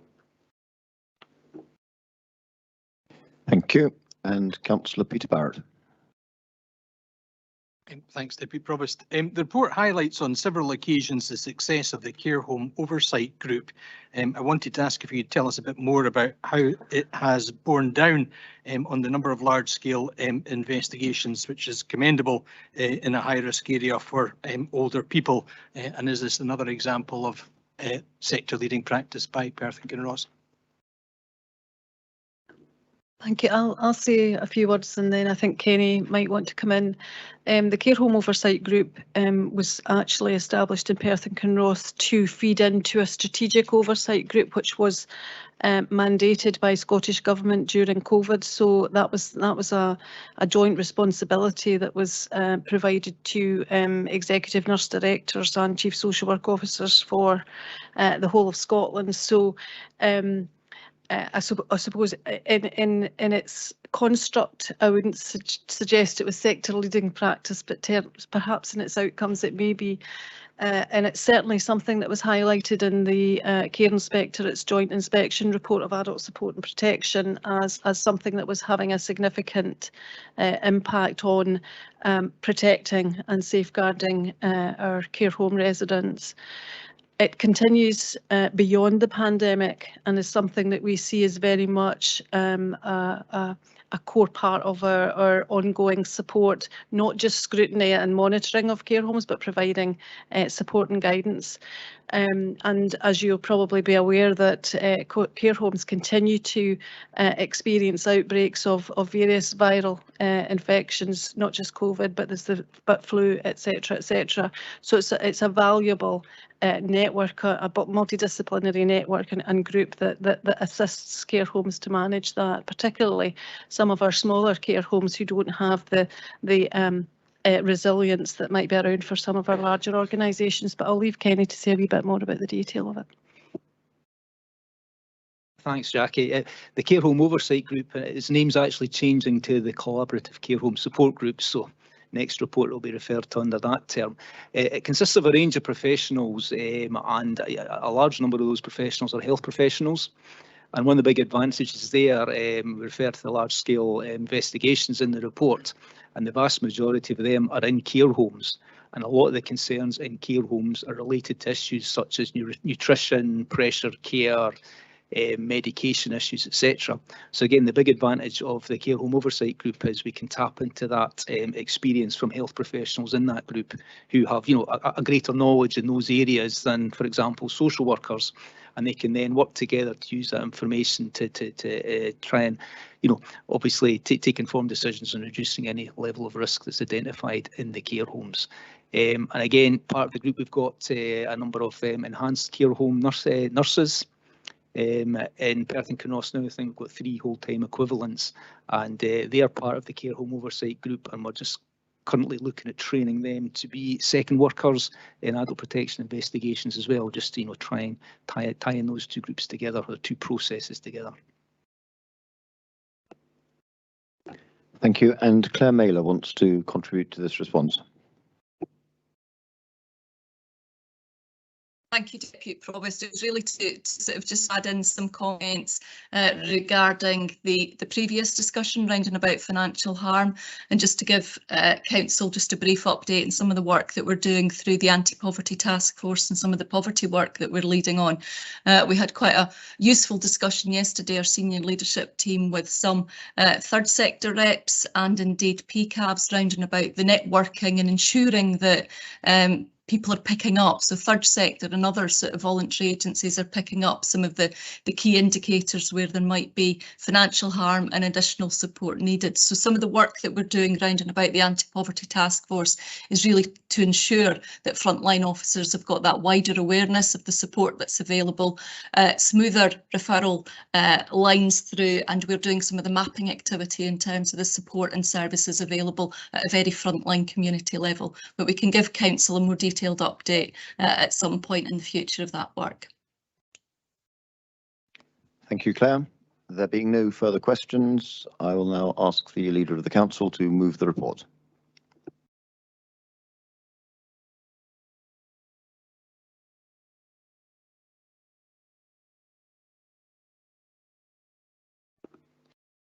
Thanks, Deputy Provost. The Adult Protection Committee Biennial Report for 2020 to 2022 presents an overview of the performance of multi-agencies working together to protect adults at risk of harm. This report sets out achievements, key strengths and areas for further improvement over the preceding years. This report also describes the impact of the COVID-19 pandemic and, importantly, how services have adapted to meet new challenges and increases in demand. The report highlights a number of improvements in performances and practices over the last 2 years that have been achieved within the most challenging of circumstances. The data shows an incremental growth in the number of adult protection concerns, which seems to be consistent with the national picture. The independent assessment carried out by the Care Inspectorate, published in August 2022, shows that our processes continue to be effective and are resulting in improved outcomes for our citizens. The governance and leadership of public protection throughout the COVID-19 pandemic was strengthened, and senior officers have monitored performance, identified and managed risk. And I'd like to thank the convener, Bill Atkinson, members of the Adult Protection Committee and the team behind this report for bringing it to Council and providing assurance that our most vulnerable adults continue to be served well when they are at risk of harm. It's to our staff that go the extra mile to ensure people are kept safe and provide them with the care and protection they need. So genuine thanks must go to all our frontline staff whose commitment to safeguarding our vulnerable people is clearly shown in this report. Members of the public are again encouraged to report any concerns they may have about any vulnerable adult or any older person through the number displayed on our website at any time. And again, I stress that that's for all of us to be aware of. I'll move this report. Thank you. And I would now ask the Deputy Leader of the Council to second the report. Happy to second, Deputy Provost. Thank you. At present, there are 2 requests for comment. First, Councillor Braun. Thanks, Deputy Provost. Undoubtedly, this is a full and concise report covering a 2-year period. Before anything, I think it right to thank Jackie Pepper and all her team for the work put into this, but more importantly, the work they do to protect the vulnerable adults in our various communities. More so because the reporting period covered the COVID-19 pandemic. We have one of the fastest growing populations in Scotland, which will continue to increase our older population as the years pass. And as the report shows, it is that age group over 65 which becomes more at risk. And that ageing population, which should garner respect from others, will sadly, with ongoing frailty and declining mental ability, become ever more susceptible to outside influences which do not always harbour their best interests.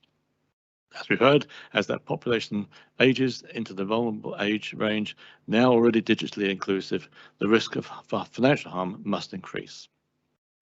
The vision says it all, that people have the right to live as independently as possible in a safe environment, free from harm, and to have their wishes and feelings considered, and to have the minimal amount of intervention into their personal lives. As part of that ageing population, and indeed now in that lower vulnerable age range, I feel I can now rest easy. Thank you all again for an excellent report. Thank you. Bailey. Thank you, Deputy Provost. Just to reflect very briefly on the rise in cases of financial harm, we must all remember that although online payments, digital banking and online benefits applications have their advantages, they do open new doors to a whole new types of exploitation. Money is so rarely handed over face to face, making it far easier to take advantage of a vulnerable person for monetary gain.